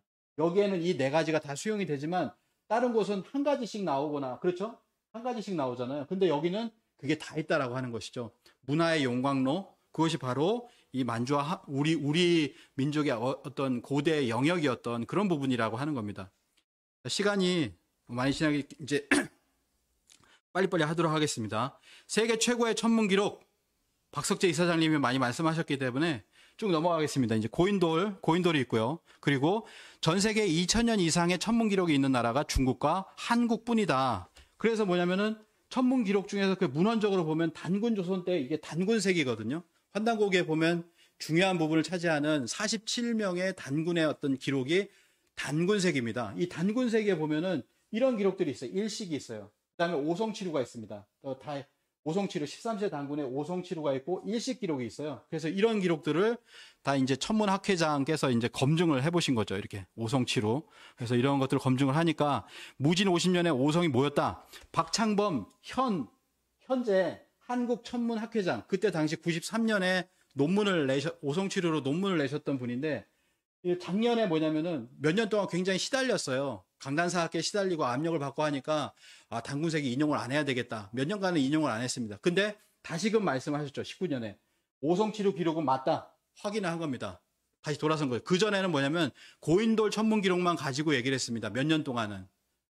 너무 힘드니까 단군색이 환단고기 인용하니까 너무 시달려가지고 그러다가 이제 다시 재확인을 하신 거예요. 자신감을 가지고 다시 이것이 맞습니다라고 하는 것을 이야기를 하고 박석재 박사님께서 이걸 확인을 이제 해주셨죠.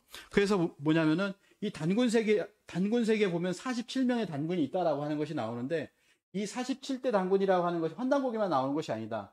유언사하도 47대, 단기고사도 47대, 대동사강도 47대, 전고대방이라고 하는 인명사전이 있는데 47명의 단군이 있었다라고 하는 것을 이렇게 이야기를 하고 있어요. 가령 이제 저도 이거를 이제 하나 사 왔습니다. 5만 원 주면 이제 고문서로 살 수 있어요. 이게 전고대방의 인명사전인데 단군 전세 47이라고 나옵니다. 47명이 전한다. 우리가 예전에 알고 있었던 것처럼 신화로 한 명의 단군이 있었던 것이 아니라 47명의 단군이 전한다라고 하는 기록이 1924년인가 그렇습니다.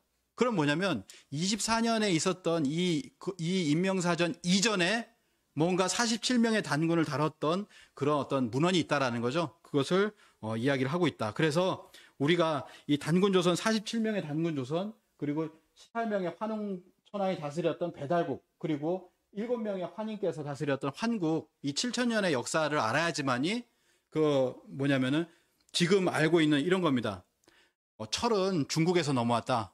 그 다음에 청동기도 중국에서 넘어왔다. 우리가 교과서에서 보면 항상 중국의 영향을 받았다라는 얘기를 하잖아요. 근데 자세히 살펴보면 이상합니다. 현재는 왜 우리가 이리지? 이게 의문이 들잖아요. 그러면 DNA를 봤을 때 우리가 철강을 그렇게 먼저 사용하지 않았을까라고 하는 생각도 드는 거죠.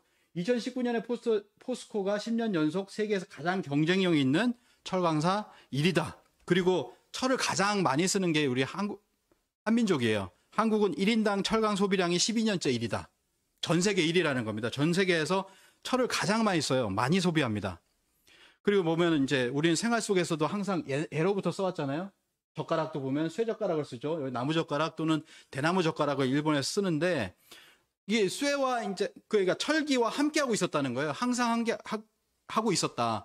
그래서 알아보니까 뭐냐면 우리 학계에서는 4세기에 처음으로 조금 들어왔다가 한사군이 고조선을 멸망시켰을 때 거기 1세기에 또 한 번 들어왔다. 이게 이제 철기 문화가 수입됐다라는 걸 다 적고 있는 거예요. 근데 이렇게 얘기하잖아요. 고조선의 철기 문화는 BC 12세기에 들어왔다. 임재 안동대 교수님이 이렇게 얘기를 하시고 그리고 발견된 것도 많습니다. 두만강에 보면은 7세기의 철촉, BC 7세기 연해주에서 철도끼, 철촉이 발굴이 됐다.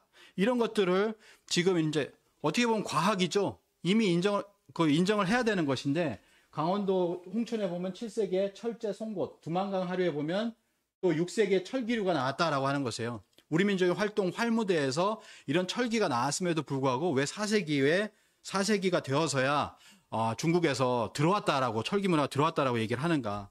그래서 이 환단고기를 보면 배달국에 14세 보면 치우천왕이 있습니다. 치우천왕이 있고요. 이 치우천왕 때는 언제냐면 4700년 전이에요. 4700년 전에 14세 자오지 환웅 치우천왕이 있었는데 지금은 중국이 이제 중화 3조당이라고 해서 치우천왕을 황제, 염제신농 그리고 치우천왕을 자신들의 조상으로 이렇게 해놓고 있습니다. 원래는 중국은 황제의 자손이라고 주장을 했어요. 근데 80년대 들으니까 염제신농 씨도 우리 조상이다라고 해서 이제 뭐라고 하죠?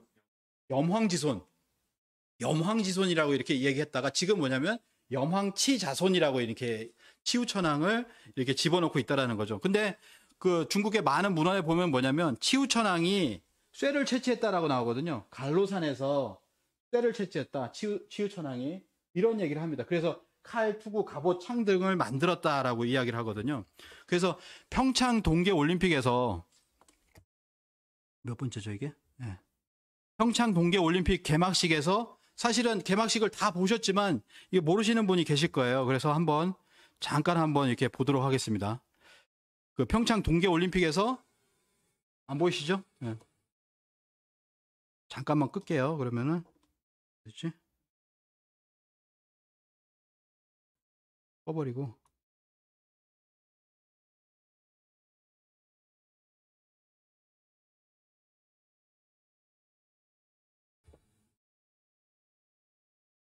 들리셨나요?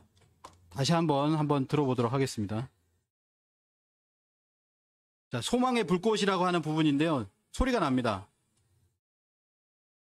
뭐라고 했죠? 왜? 네.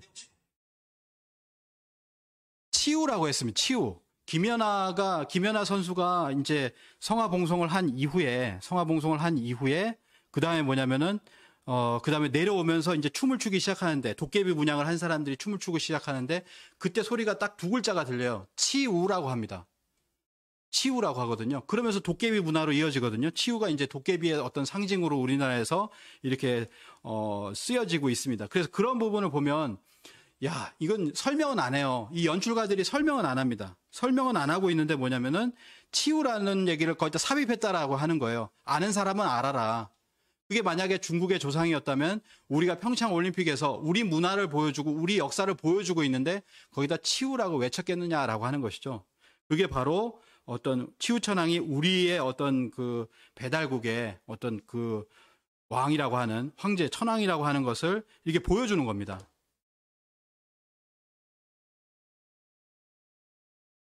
그리고 또 하나는 뭐냐면 조폐공사예요. 2017년부터 치우천왕을 모델로 했습니다. 아까 보시면 치우천왕이라고 이렇게 써 있죠. 그 다음에 여기 뭐냐면 뒤쪽을 보시면 이게 도깨비 문양의 어떤 신라의 어떤 그 모습을 보여주고 있습니다. 유물을 보여주고 있어요. 그래서 이게 뭐냐면 2017년부터 지금까지 매해 바뀌어가면서 이제 끝난 게 아니에요. 계속해서 이 치우 메달을 이제 메달을 그 제작을 하고 있습니다. 그래서 뭐 해외에서 수십억이 팔렸다 뭐 이런 얘기도 하고 있습니다. 네. 자, 기마민족에 대해서 얘기해서 이제 그 고구려로 넘어가면 잘 보시면은 활의 민족이죠. 우리나라 이제 기마민족이며 이제 활을 잘 쏘는 민족이고 그 다음에 뭐냐면은 여기 보면은 그 다음에 이제 우리 민족의 어떤 모습을 하고 있는 모습인데 이 옷을 보시면 옷이 뭐냐면 비단입니다. 비단. 그래서 뭐냐면 이렇게 얘기해요. 보통 이제 실크로드라는 말을 썼는데 이 실크라는 말이 실구리에서 왔다. 조환 명예교수가 이렇게 이야기를 했습니다. 주장을 이렇게 했고요. 일본 학자들도 인정했다라고 하는 것인데요. 실크라는 말 자체가 실구리에서 왔다. 뭐 실크라는 말은 실이라는 말은 우리말의 실이라는 거예요. 그러면 뭐냐면 우리가 원래 실로 이제 비단을 제작했었던 그 옷들이 나간 건데 중국도 역사 왜곡을 많이 했잖아요. 그렇기 때문에 이거는 면밀히 조사를 해봐야 된다라고 하는 것이죠. 그래서 실크로드를 얘기할 때 이들은 뭐냐면 중국에서는 여기서 끝난다고 했죠. 낙양이다. 그러면 여기 시안이라고 합니다. 여기서부터 시안, 서안이라고 하는 여기서부터 실크로드가 이렇게 전개가 됐다라고 하면서 자신들이 어떤 대륙의 실크로드, 해양 실크로드 하면서 지금도 보면은 그런 걸 주장을 하고 있잖아요. 그런데 우리는 뭐냐면 경주부터 나갔다. 이렇게 얘기를 합니다. 그래서 보면 여긴 점선으로 돼 있어요. 우리들 주장할 완전히 좀 있기는 좀 아직까지는 우리 그걸로 멋쩍고 하니까 아마 점선으로 찍은 것 같습니다. 그런데 실제로는 이게 신라까지 이어진다라고 하는 것을 우리가 알 수 있죠. 그래서 신라로부터 비롯해서 고구려를 거쳐서 뭐냐면 실크로드가 이렇게 전개가 되었다라고 하는 것을 우리가 살펴볼 필요가 있다. 그래서 터키 대통령이 이렇게 얘기를 했어요. 이스탄불이 자랑스러운 실크로드의 서단이라면 경주는 자랑스러운 실크로드의 동단이다. 이렇게 또 2013년에는 얘기를 했습니다. 자, 한국과 이란을 좀 알아보도록 하겠습니다. 이란에는 보면은 고대 페르시아 대서사인 쿠시나메라고 하는 것이 있어요. 이란에서 오신 분 계시나요? 오늘 계신지 모르겠어요. 이란에 사시는 분. 있으셨는데 지금 화면에는 보이지 않는 것 같습니다. 자, 이란에는 고대 페르시아 대서사시인 쿠시나메라고 있는데요. 이게 800쪽인데 그중에 500페이지가 되는 것이 신라에 관한 이야기라고 합니다. 놀랍죠. 그래서 우리나라에서 이제 번역이 됐는데요. 이 쿠시나메를 다르유시라고 하는 이란 국립박물관장이 이걸 발견을 했어요. 그래가지고 알리니까 이희수 교수님이 달려갔습니다. 달려가가지고 보니까 쿠시나메 중 절반 가정이 나오는 바실라라고 하는 거 신라다. 바실라라고 나오는데 그 신라라는 겁니다. 그래서 이란을 보면 유물도 보면 이란에 그물무늬 유리잔이 있고 경주에 천마총 감색 유리잔이 있어요. 이 유리잔은 똑같다고 볼 수가 있습니다. 그물무늬에다가 이런 부분들을 보면은 색깔 외에는 다 똑같죠. 그래서 이란에서부터 경주 신라에 이르기까지 뭔가 교류가 있었다라고 하는 것을 우리는 알 수가 있습니다. 그래서 지금 그런 어떤 과거의 그런 교감이 지금으로 이루어지는 거죠. 그래서 뭐 대장금을 90% 시청했다. 지금 최근에 작년에도 이란을 가보니까 이란을 가면 우리가 보통 이거 하잖아요. Do you know 김치? Do you know 싸이? 우리가 먼저 물어보잖아요. 근데 저쪽에서 먼저 물어보더라. Do you know BTS? BTS 알아요? 한국인에게 이렇게 물어보더라는 겁니다. 그리고 서선호 알아? 이게 주몽을 많이 본 사람들이 이제 주몽 알아? 서선호 너 알지? 그럼 우리가 서선호를 모르면 어떻게 되겠어요? 그럼 진짜 한국인으로서 좀 그런 거죠. 그래서 우리의 역사를 지금 역사 드라마가 많이 나가서 우리보다 많이 아는 사람들에게 역사를 좀 올바로 알려줘야 되겠다라는 생각이 듭니다. 그다음에 이제 우즈베키스탄을 가면은 이런 어떤 벽화가 있습니다. 여기 보시면 왕이 있죠. 우즈베키스탄의 왕입니다. 약 BC 7세기의 왕조인데요. 여기 보면은 고구려가 있습니다. BC가 아니죠. 7세기면은 그냥 7세기입니다. 그래서 왕이 있고요. 여기 보면은 사신이 있는데 이 사신 중에서 이 사신이 누구냐? 우리나라 국립중앙박물관의 3층에 가면 이런 벽화가 있습니다. 이런 벽화가 있거든요. 여기 보면은 여기에 있어요. 여기 이제 우리나라 고구려 사신이 있습니다. 그래서 우즈베키스탄 대통령이 와가지고 우리나라가 이제 초대를 했죠. 우리나라 국립중앙박물관에 가서 당신네 나라에 있는 것이 우리나라에 있다라고 하면서 이게 초대를 한 겁니다. 사마르칸트 벽화 속에 고구려의 사신이 있는 거죠. 아까 고구려 벽화에서 무용총에서 보셨듯이 머리에 보면은 조우관을 하고 있어요. 깃털관입니다. 그래서 새 깃털관 요걸 쓰고 있고 그다음에 환두대도를 차고 있는 이게 검이 달라요. 그래서 환두대도를 차고 있는 그런 모습들이 고구려나 신라다. 지금은 이제 고구려라고 이야기를 합니다. 이것이 이제 이어져서 지금 보면은 이제 킹덤이라고 넷플릭스에서 나오는 걸 보고서 수많은 모자들이 있는 거죠. 이런 어떤 계급을 나타내기도 하고 여러 가지를 상징하는 그런 모자들이 나오긴 합니다. 그 우즈베키스탄 대통령이 와서 뭐라고 얘기하냐면 양국 관계는 1400년 동안 지속됐다. 의장대 모자에 깃털이 2개 달려 있는데 벽화 속에 사신의 모자에도 같은 깃털이 있다. 이거를 발견을 한 거죠. 이거를 발견해서 대화의 소재로 이렇게 삼았습니다. 이 역사라고 하는 것은 이렇게 교감할 수 있는 그런 어떤 주제이기도 합니다. 그래서 고구려 장군의 온달, 우리가 온달과 평강공주라고 얘기를 하잖아요. 이 온달이 아까 봤었던 왕조가 소고디아거든요. 소고디아 왕조에서 온 왕족일 가능성이 있다. 그러니까 왕족이니까 공주하고 결혼하는 거죠. 온달과 평강공주입니다. 근데 바보 온달이라고 하는 것은 우리하고 다르게 생겼다는 거예요. 그래서 이제 그렇게 이야기를 하는 거죠. 그래서 이 소고디아인들이 있는 신라 왕릉의 무인석이 있습니다. 보면은 이게 우리나라 사람이 아니잖아요. 이게 소고디아인이거든요. 그래서 괴릉과 흥덕 왕릉에 보면은 이런 모습을 하고 있다. 그래서 페르시아 왕족의 어떤 모습을 이렇게 하고 있더라라고 하는 것이고요. 또 하나는 뭐냐면은 이게 소고디아에서 유행하는 주머니입니다. 주머니. 이게 그 국립중앙박물관에 가도요. 똑같은 주머니를 하고 있어요. 소고디아 스타일의 포체테라고 하는 주머니예요. 그래서 이런 주머니를 하고 있는 걸 보면 빼박이다라고 하는 거죠, 이게. 그래서 이런 우즈베키스탄과 1400년 전에 교류가 있었고 그런 교감이 있었다라고 하는 것을 알 수가 있고요. 그래서 뭐냐면은 대장금이 방영이 되고 여기가 95%예요. 이란보다 높아요. 우즈베키스탄이 95번 재방송에 방송 당시 97%에 육박했다. 97%면 아무도 이제 밖을 나가지 않았다라는 거죠. 이 드라마를 볼 때는. 그래서 뭐 그런 것이고요. 그래서 이제 제가 고려인 뭔가 위원을 하고 있는데요. 고려인은 1937년에 강제 이주를 당합니다. 이렇게 강제 이주를 당해요. 그래서 어디로 가냐면 카자흐스탄하고 우즈베키스탄으로 좀 전에 말씀드렸던 그 우즈베키스탄의 고려인이 20만 명이 이렇게 살고 있습니다. 카자흐스탄에도 여기 이제 10만 명 정도가 살고 있고요. 강제 이주를 당했다라는 거죠. 그 다음에 한국어가 금지당하니까 이분들이 러시아어만 하니까 이제 우리나라 사람들이 잘 몰라요. 고려인 하면은 이제 러시아어로 이제 가레이츠라고 하는데 이분들이 전 세계 55만이 있습니다. 한류 열풍의 어쩌면 거점이 될 수 있는 분들이에요. 실제로 이분들이 이제 한국어를 잘 하시면은 그래서 국내에는 그 중에서 한 10만 명 정도가 들어와 있습니다. 그래서 국내 안산에서 이제 기념식을 했던 거고요. 연해주에서 독립운동했던 분들입니다. 그분들이 이제 강제 이주를 당한 거거든요. 그래서 고려인 독립운동 기념비를 국내에 건립한다. 뭐 이런 것도 이렇게 하고 있습니다. 그 고려인 분들이 처음으로 갔던 곳이 어디냐면 카자흐스탄입니다. 이 카자흐스탄을 그분들은 얘기해요. 고려인 분들이 우리가 왜 여기까지 강제 이주를 당했을까? 그러고 보니 우리 조상들이 여기까지 왔었구나라고 하는 것을 절감을 또 하고 있습니다. 그런 인연이 있어서 강제 이주가 된 것이냐 이렇게까지도 얘기하시는 분은 있어요. 신라의 황금 보검이 있는데 신라의 보검이 있습니다. 근데 카자흐스탄에서 발굴된 게 요거예요.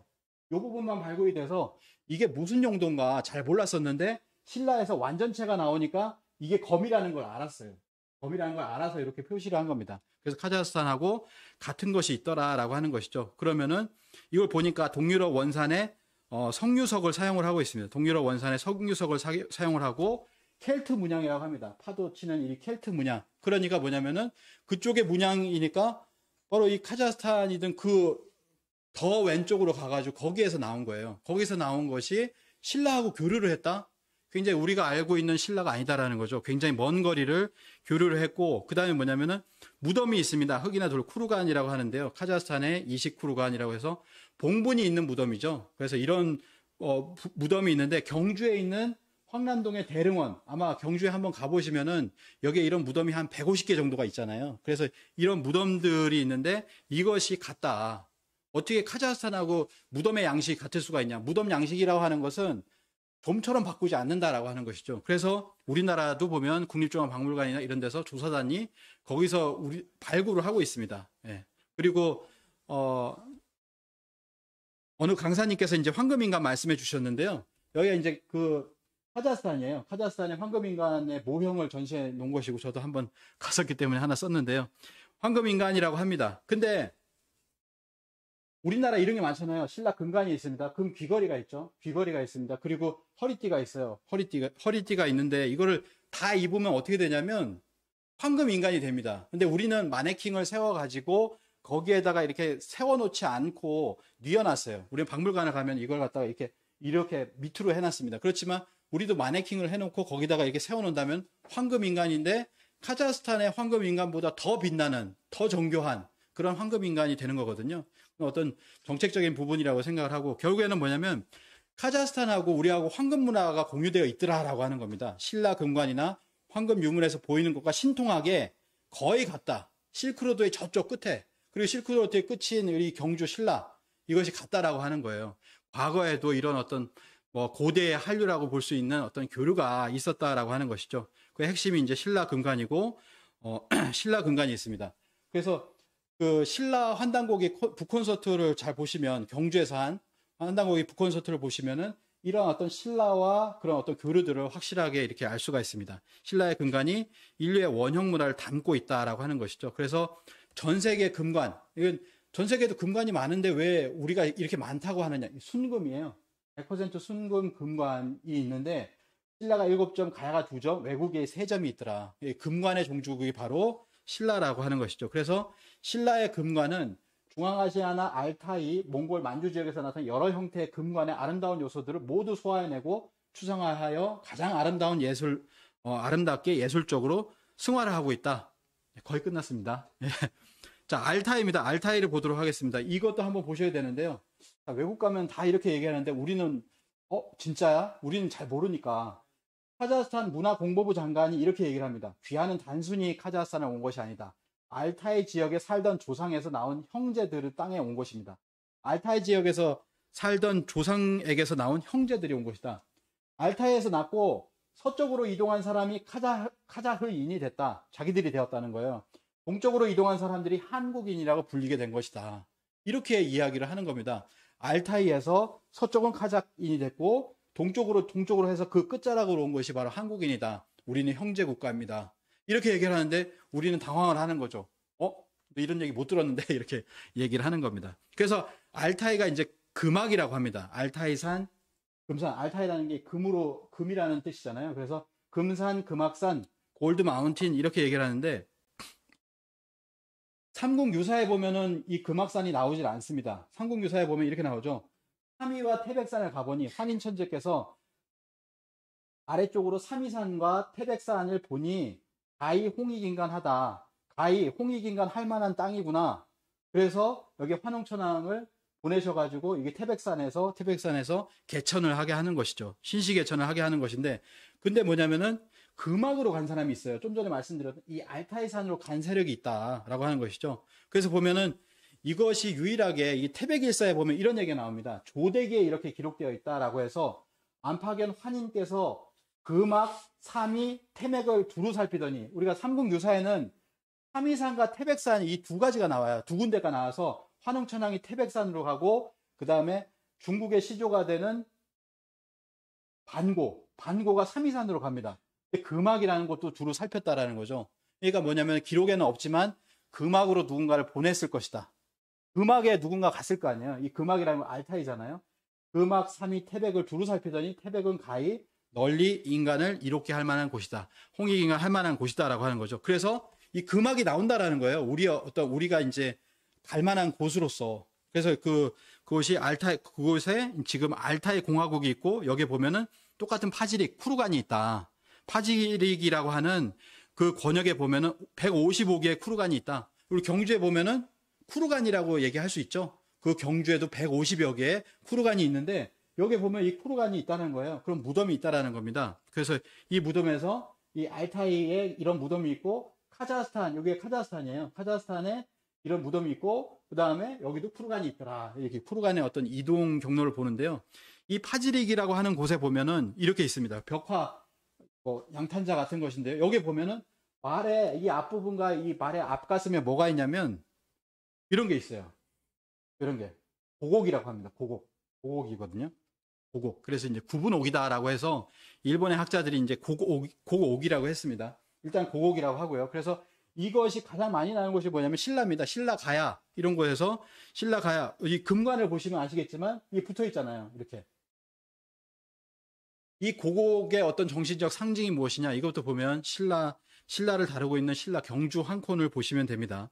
그래서 이것이 어디로 가냐면은 일본에도 고곡이 많아요. 일본에는 이거를 삼종신기라고 합니다. 삼종신기라고 해서 총동거울, 칼, 고곡을 갖다가 이게 우리나라의 어떤 건국 이념을 보면은 천부인이라고 하잖아요. 이 천부인이 이걸 것이다. 일본에서는 이걸로 이제 상정을 하고 있는 거죠. 그래서 청동거울, 칼, 고곡이라고 합니다. 그래서 일왕이 바뀌었잖아요. 이번에 일왕이 승계를 했는데 5월 달에 승계를 했는데요. 이 신종 3기가 있습니다. 이 신종 3기를 갖다가 다음 일왕에게 넘겨주는 의식, 이 하나의 의식으로서 다음 왕이 정해지는 거예요. 공인을 받는 거죠. 그래서 여기 보면 세 가지가 있습니다. 그래서 이게 아마 칼이겠죠. 기니까 이게 칼일 거고, 그 다음에 이제 고곡이 있고, 청동거울은 가져오지 못했습니다. 청동거울은 이제 신사 안에 있는데 이건 신성에서 못 가져간다라고 해가지고 이거는 그냥 상징적으로 다른 걸 세 가지를 올려놓은 거예요. 신종 3기 승계 의식이 있습니다. 근데 요걸 잘 보시면요, 제가 하나 모형을 갖고 왔어요. 요게 뭔지 아시죠? 칠지도라고 하는 겁니다. 제가 광주박물관인가? 거기서 이제 사왔는데요. 칠지도입니다. 칠지도. 칠지도를 보시면은 이런 얘기가 나와요. 일본서기에 보면은 칠지도를 백제에게서 받았다라고 하는데, 칠지도 한 자루와 칠자경 한 개라고 이렇게 돼 있어요. 자, 이게 보면 칠지도인데 이게 어떻게 일곱이냐, 셋, 여섯 아니냐, 이렇게 얘기하시는 분도 있어요. 근데 이것까지 합해서, 이 가운데까지 합해서 칠지도인데, 왜 7이냐라고 하면, 칠지도 한 자루와 칠자경 한 개를 구했는데, 라고 하면서 그 뒤에는 7일이라는 얘기가 나옵니다. 이게 칠수거든요. 그래서 칠지도와 칠자경이다. 칠지도와 칠자경 하나, 그리고 여러 가지 귀중한 보물을 일본에 이제 주었다라고 하는 것이죠. 이렇게 됐습니다. 그래서, 자, 이거는 뭐냐면은, 뭔가 이렇게 일본의 제후국에게 뭔가 백제에서 이렇게 전해주는데, 이것이 뭔가 이제 너희들을 인정한다. 일본이라고 하는 12의 여러 나라들이 있지만 너희를 인정한다라고 하는 거예요. 뭐 그런 어떤 것이 아닐까라고 생각합니다. 왜냐하면 우리가 알고 있는 신종 3기에서 고국을 제외한 두 개를 준 거거든요. 그것도 7이라는 신성한 어떤 숫자에 해당되는 칠자경과 칠지도라고 하는 칠성 문화를 전수를 해준 거예요. 백제에서. 굉장히 이제 중요한 부분인데, 왜 그러냐면 다른 나라 삼국과 가야에서도 보면 뭐가 나오냐면 똑같이 이 건국을 할 때 보면은 칠수 문화가 나옵니다. 주몽이 부여에서 피신하면서 아내에게 아들이 장성하면 그 유리왕이죠. 유리왕인데 아들이 장성하면 7고개와 7계곡을 지나서 7모관한 돌 위에 소나무 아래에 반쪽의 칼을 숨겨놓았으니 그 반쪽하고 내가 가지고 있는 거하고 맞춰보자. 그게 맞으면은 네가 내 아들이다라고 하는 겁니다. 이게 뭐냐면 7이라는 숫자가 3번 나와요. 이게 뭐냐면 칠수 문화입니다. 칠수 문화. 칠성 문화거든요. 그러니까 칠성이 이제 그 어떤 큰 건국을 할 때 큰 역할을 하는 어떤 상징이다 이렇게 볼 수가 있겠습니다. 그래서 뭐냐면 우리가 우리의 어떤 원형 문화, 인류의 뭐 한류의 원형 문화라고 할까요? 너희들은 어떤 문화를 가지고 있느냐라고 했을 때 칠성 문화를 얘기할 수 있다는 거죠. 이 북두칠성에서 오는 칠성의 비밀을 찾아야 된다라고 하는 겁니다. 북두칠성이 있는데 그 칠성에 누가 있냐면은 옥황상제가 있다. 천재는 수레에 타고 천공을 돌며 사방을 통일하고 음양을 나누고 사계절을 정하고 오행을 조절하고 24절기를 가늠한다. 북두칠성이 그 역할을 하는데 그것을 주재하는 분이 바로 상제라는 분이라는 거죠. 하느님이라는 거예요. 그래서 칠성을 갖다 우리가 그래서 하나님 문화의 원형이다라고 하는 겁니다. 장독대 되고 칠성님, 칠성의 하느님이시여 이렇게 기도드리는 문화가 우리 할머니 때까지 있었잖아요. 그리고 또 하나는 상투 문화가 있었습니다. 상투는 원래 상두다, 북두칠성이다. 천상의 북두칠성과 하나 되기 위해서 이걸 곧 세운 것이다 라고 하는 것이죠. 그래서 보면 5천년 전에 홍산 문화에서부터 상투, 신라, 고구려, 백제, 이게 이제 백제죠. 백제는 안테나도 있어요. 이렇게 안테나를 세워가지고 거기서 그 기운을 받겠다라고 하는 이것이 뭐냐면은 상투 위에 이제 쓰는 문화거든요. 관모 같은 거. 그래서 이것이 쭉 이렇게 내려오다가 결국에는 우리는 상투를 우리 스스로가 포기한 적이 없습니다. 칠성 문화를 포기한 적이 없다라고 하는 것이죠. 우리 스스로가 아니라 단발령을 통해서 일제에 의해서 100년 전에 그때 이제 이렇게 됐다는 거죠. 그래서 칠성 문화라는 건 뭐냐? 늙으면 칠성으로 올라간다. 칠성을 기다린다는 거예요. 칠이죠. 늙을 노자. 이게 연세가 들면은 북두칠성에 가까워진다라고 하는 것이고 죽으면은 칠성으로 돌아간다라고 하는 겁니다. 그래서 돌아가셨다라고 하는 말을 쓰고 칠성판 위에 이렇게 시신을 이렇게 같이 함께해서 끈으로 7번을 묶는다라고 하는 우리의 어떤 의식이 있습니다. 칠성에서 와서 칠성으로 돌아간다라고 하는 우리의 어떤 정신문화의 원형이 있다라고 하는 것이죠. 그거와 더불어서 우리가 알아야 될 게 바로 삼신문화다.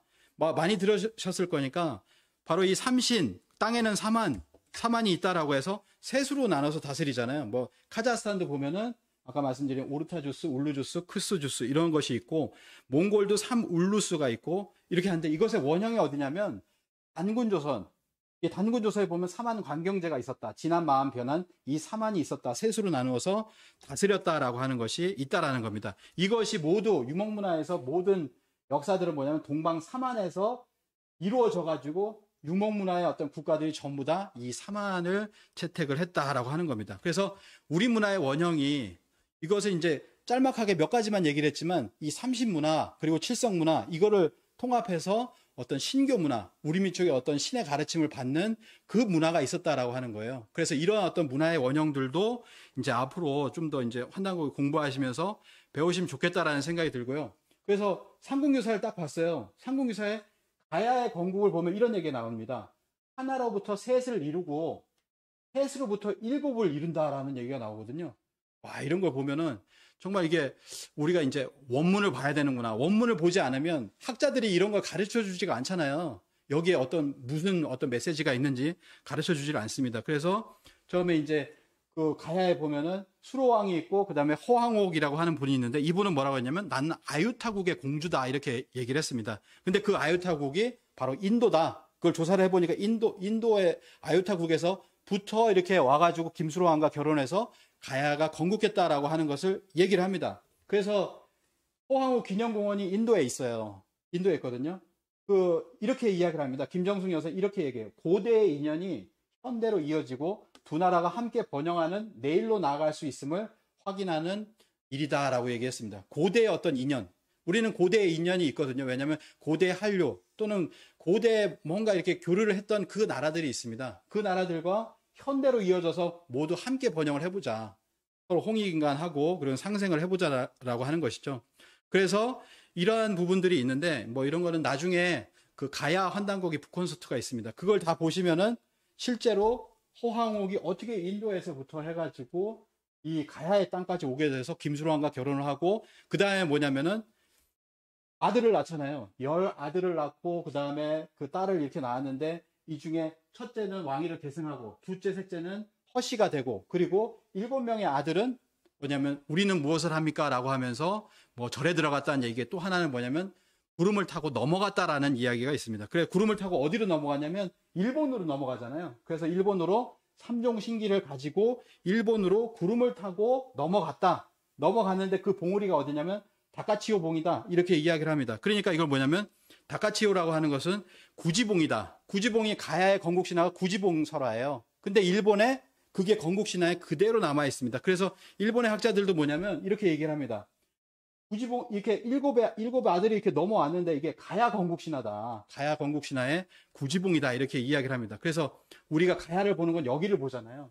여기만 보지만은 이 부분도 가야로 봐야 된다라고 하는 것이죠. 이거를 이제 가야는 일본에도 있고 일본의 그 흔적이 이렇게 남아있다라는 겁니다. 그래서 가야, 일본에 가보면은 가락국이라는 산이 있어요. 한국악이라고 합니다. 이거를 가락이라고 불렀어요. 근데 이거를 개명하려고 했더니 메이지 유신 때는 한국이란 이름을 다 없애버렸거든요. 다 없애는데 여기는 절대 안 된다. 동네 사람들, 지방 사람들이 강력한 반발로서 남아있는 겁니다. 한국악이라고 이렇게 남아있거든요. 이게 뭐냐면은 한국악인데요.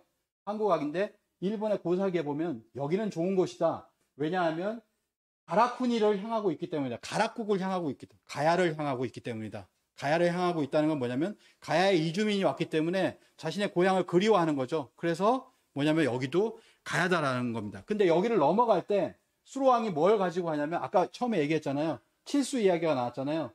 칠수를 가지고 간다는 거예요. 칠성 문화를 가지고 이고 간다는 거예요. 여기 뒤에 보시면 이게 수로왕으로 보이는데 이걸 최초에 얘기했던 그 이종기 선생 같은 경우에 가야 공주가 일본에 가다라고 하는 책을 썼는데요. 뭐냐면 이런 것들이 있습니다. 여기 보면 이게 이제 보면은 하나, 둘, 셋, 넷, 다 7이잖아요. 그래서 이 칠수 문화를 가지고 넘어가는 수로왕이다. 이렇게도 이제 이야기를 한다는 거죠. 그러니까 이렇게 되니까 뭐냐면은 일본이 들어와서 역사를 왜곡할 때 제일 먼저 했던 게 일제가 김해김 씨 족보 발행을 금지시킨 겁니다. 김해김 씨의 원조가 수로왕이잖아요. 그리고 허황후하고 결혼하고 10아들을 낳았다는 기록이 족보에 있죠. 족보에서 이제 그 기록이 있기 때문에 1915년 6월 29일에 조선총독부 경무령 포고로 해서 족보 발행을 금지시켰다. 이게 되면은 이제 한국이 시조가 조상이 되고 이게 넘어온 걸로 되기 때문에 이걸 금지시켜야 된다라고 하는 것이죠. 그래서 이런 것들을 보면은 우리가 정말 이제 지금까지 왜곡되어서 교과서에 나오지 않고 모르는 게 많은데 이런 어떤 과거의 어떤 교류사라든지 우리가 함께 했었던 어떤 문화 이런 것들을 바르게 알아야 된다라는 생각이 듭니다. 예. 그래서 마지막으로 이제 뭐 소떼 문화 뭐 이런 것들이 있는데 바이칼에 있고요. 그 다음에 뭐 이것이 이제 사하공화국이라고 하는 이 부분까지도 이제 있다라고 하는 거죠. 이거는 뭘 말씀드리냐면 이 사하에서 온 청소년들이 있습니다. 근데 보면은 얼굴이 다 한국인하고 똑같아요. 밖에 나가서 이제 길을 잃어서 러시아어로 막 얘기하면은 장난치는 줄 알고 사람들이 가르쳐 주지 않는다고 합니다. 한국에 방문했을 때 그 얘기를 이렇게 했는데 이 사람들이 이제 여기 보면은 이제 사하공화국 뭐 이게 친구들이에요. 좀 깨졌는데요. 그래서 이 사람들은 뭐냐면 이 사하라는 곳이 어디에 있냐면 잘 보시면은 어디에 있냐면 여기가 바레입니다. 바레. 우리가 바레를 이렇게 적잖아요. 근데 바레가 요만큼 돼요. 근데 이 위에 보면 사하공화국이라는 곳이 있어요. 러시아의 자치공화국으로 러시아의 면적의 17%를 차지하고 있습니다. 근데 여기 보면은 이 사람들이 뭐라고 얘기하냐면은 에벤키족이 많이 이곳에 있는데요. 에벤키족은 자기들의 뿌리는 보하이 왕국에서 왔다고 하더라. 그걸 이제 러시아 이 사협회장인 강덕수 교수님이 얘기를 합니다. 이 보하이가 뭐냐면 뭐죠? 바레입니다. 바레. 바레를 중국어로 이제 발음할 때 보하이라고 하거든요. 그래서 에벤키족은 자신들의 뿌리가 바레에서 왔다고 한다. 그러니까 우리 민족이 어디로 갔느냐라고 했을 때 고대부터 뭐 단군조선 그 이전에 환국에서부터 배달해서 단군조선에 바레에서 계속해서 코리아 디아스포라를 해요. 이주를 합니다. 그리고 현대에 있어서 일제 식민지 시절에 그때 이제 그 외국으로 이렇게 뭐 강제 노동으로 뭐로 해서 나가가지고 전 세계에 지금 포진하고 계신 분들이 바로 동포 여러분들이라고 생각을 합니다. 그래서 역사를 알아야 우리가 왜 지금 그 땅에 있는가, 또는 전 세계하고 왜 하나가 되어야 하는가를 알 수가 있다라고 생각합니다. 자, 마무리를 짓겠습니다. 한국에 답이 있다. 이거는 우리가 얘기하는 게 아니라 전 세계 사람들이 지금 뭐 조금씩 얘기하고 있는 겁니다. 한국에 가서 배워야 된다. 한국에 답이 있다. K 방역도 마찬가지고 전 세계 사람들이 한국을 주목하고 있다. 전 세계적으로 주목하고 한국을 롤모델로 지켜보고 있다. 지금은 흔치 않은 기회니 이를 놓치지 마세요라고 미래학자가 얘기를 합니다. 그리고 최근에 세계적인 문명 비평가인 기소르망은 이렇게 얘기를 했습니다. 한국 그 자체가 하나의 문명이다. 이 얘기가 왜 나왔냐면요. 인터뷰를 하는 가운데서 한국은 자동차도 최고고, 그 다음에 컴퓨터도 최고고, 인터넷 문명도 최고고, 그 다음에 생활 가전 TV 이런 것도 다 최고다. 그리고 문화도 K-팝 드라마가 다 나가고 있다. 이거 하나하나를 보는 것이 아니라 이제는 뭐냐면 대한민국을 하나로서 전 세계 사람들이 하나의 시선으로 보고 있다. 그 모든 걸 합해서 우리는 문명이라고 한다. 이제는 뭐냐면 한국이라는 문명을 주시하고 있다. 전 세계가. 이렇게 이야기를 하거든요. 그래서 한국 그 자체가 하나의 문명이다라고 얘기합니다. 이 기소로망이라는 분도 한국에 대해서 평가를 할 때 매년 바뀌어요. 근데 지금은 뭐냐면은 지금은 이렇게까지도 극찬을 이렇게 하고 있다라는 거죠. 그래서 한국을 이제는 그 자체로서의 어떤 하나의 문명으로 인식을 하고 그 문명을 배워가려고 할 겁니다. 라고 하는 이야기를 하고 있습니다. 한국 문명인데 이 문명이 뭐냐면은 결국에는 한국 문명에서 한국 사람들이 비즈니스해서 나와가지고 뭐 좋은 제품만 하는 거 그런 것만을 사람들이 원하지는 않습니다. 이제는 뭐냐면 1차 한류, 2차 한류, 3차 한류 이렇게 지나가서 한류가 확장되는 가운데 마지막은 도대체 뭘까? 세계와 하나 되는 것이라고 생각을 합니다. 세계와 하나 되는 그런 어떤 지금도 보면 K 방역으로 해서 세계 사람들을 서로 도와주고 하면은 굉장히 이렇게 좋아하잖아요. 그리고 세계가 공동체로서 지금 그런 어떤 병을 극복해야 나가야 된다라고 이야기를 합니다. 그래서 궁극에는 뭐냐면 홍익한류가 올 것이다라고 얘기를 합니다. 홍익인간 제세이화, 우리 민족의 어떤 고대로부터의 어떤 가치인데요. 제세이화에는 뭐가 들어가 있냐면 이가 들어가 있습니다. 이치. 지난 시간에 말씀드렸던 천부경에서부터 그런 어떤 수의 철학, 그걸 받아서 하도와 낙서라고 하는 그 철학, 그걸 이어가지고 또 이제 8개의 철학, 음양오행의 철학, 이런 것들이 전부 이치에 관련된 우주의 이치, 그 우주의 이치를 통해서 세상을 다스리는 어떤 그것이 이제 한국에 있다라고 하는 것이죠. 그래서 홍익인간 제세이와 결국에는 그 하늘과 땅의 뜻을 성취하는 인간으로서 완성돼야 된다라고 하는 건데요. 지금 코로나19로 세계 최고의 어떤 방역의 모습을 보여주고 있습니다. 이걸 뭐 방역 한류다. 그러니까 전염병을 극복하고 방지하고 하는 그런 한류다라고 이야기를 하고 있는데요. 이게 우리만이 할 수 있는 부분들이 있죠. 3T 시스템을 완벽하게 가동하고 있는 나라다. 진단, 추적, 치료. 그리고 뭐냐면은 BT, IT 뭐 이런 걸 얘기하지만 플러스 우리나라에서 얘기한 게 뭐냐면 공동체 정신이라는 거예요. 국난을 극복할 수 있는 공동체 하나가 되어서 뭔가 협력을 가지고서 뭔가 극복해 나가는 그 정신이 다르기 때문에 지금 다른 데는 대유행이 왔습니다. 유럽에는 지금 대유행이 와가지고 다시 가을 겨울에 굉장히 위험하다 이런 이야기들을 하고 있는데요. 결국에는 뭐냐면 지금은 뭐냐면은 이 역병이라고 하는 것이 지난 시간에 우리 강사님께서 말씀하신 동학은 괴질운수라고 하는 다시개 벽을 160년 전부터 이렇게 이야기를 했었는데 그 역병이 이번에 한 번에 그치지 않는다면 그 역병을 치유할 수 있는 어떤 뭐라고 할까요? 그런 면역력을 키워나가는 거, K-힐링 이런 것이 앞으로 그런 문화가 계속 나와야 되지 않을까라고 생각합니다. 많은 분들이 아실 때 김지하 선생은 이렇게 얘기를 했습니다. 앞으로 한류를 통해 세계 문명을 우리나라가 이끌 것입니다. 다만 문제가 복잡한데 우리나라는 거대한 문명의 변동기, 자연의 대변동기에 어떻게 인류가 살아남고 병을 극복할 수 있는 것인지에 대한 해답을 줘야 됩니다. 새 문명사를 누가 이끌 것인가 하는 비밀의 열쇠를 우리가 쥐고 있다라고 하는 이야기를 2012년에 했어요. 그리고 막 그 김지하 선생님 막 예언도 합니다. 막 앞으로 그런 어떤 괴질, 뭐 이상한 병이 올 거예요 하면서 막 지금 시대를 얘기하니까 그때 김지하가 그렇게 얘기했었지 그런 얘기도 하는데요. 새 문명사를 이끌기 위해서는 뭐냐면 지금과 같은 어떤 세계의 어떤 난리들을 극복할 수 있는 힘도 가지고 있어야 된다. 한류에 플러스 이러한 힘을 가지고 있어야 진정한 한류가 될 것이다라고 하는 겁니다. 그래서 모든 전 세계를 이익되게 하는, 전 세계와 함께하는 홍익 한류이면서 이거는 전 세계 사람들을 남을 살리고 내가 사는 그런 어떤 상생의 한류가 되어야 되겠다.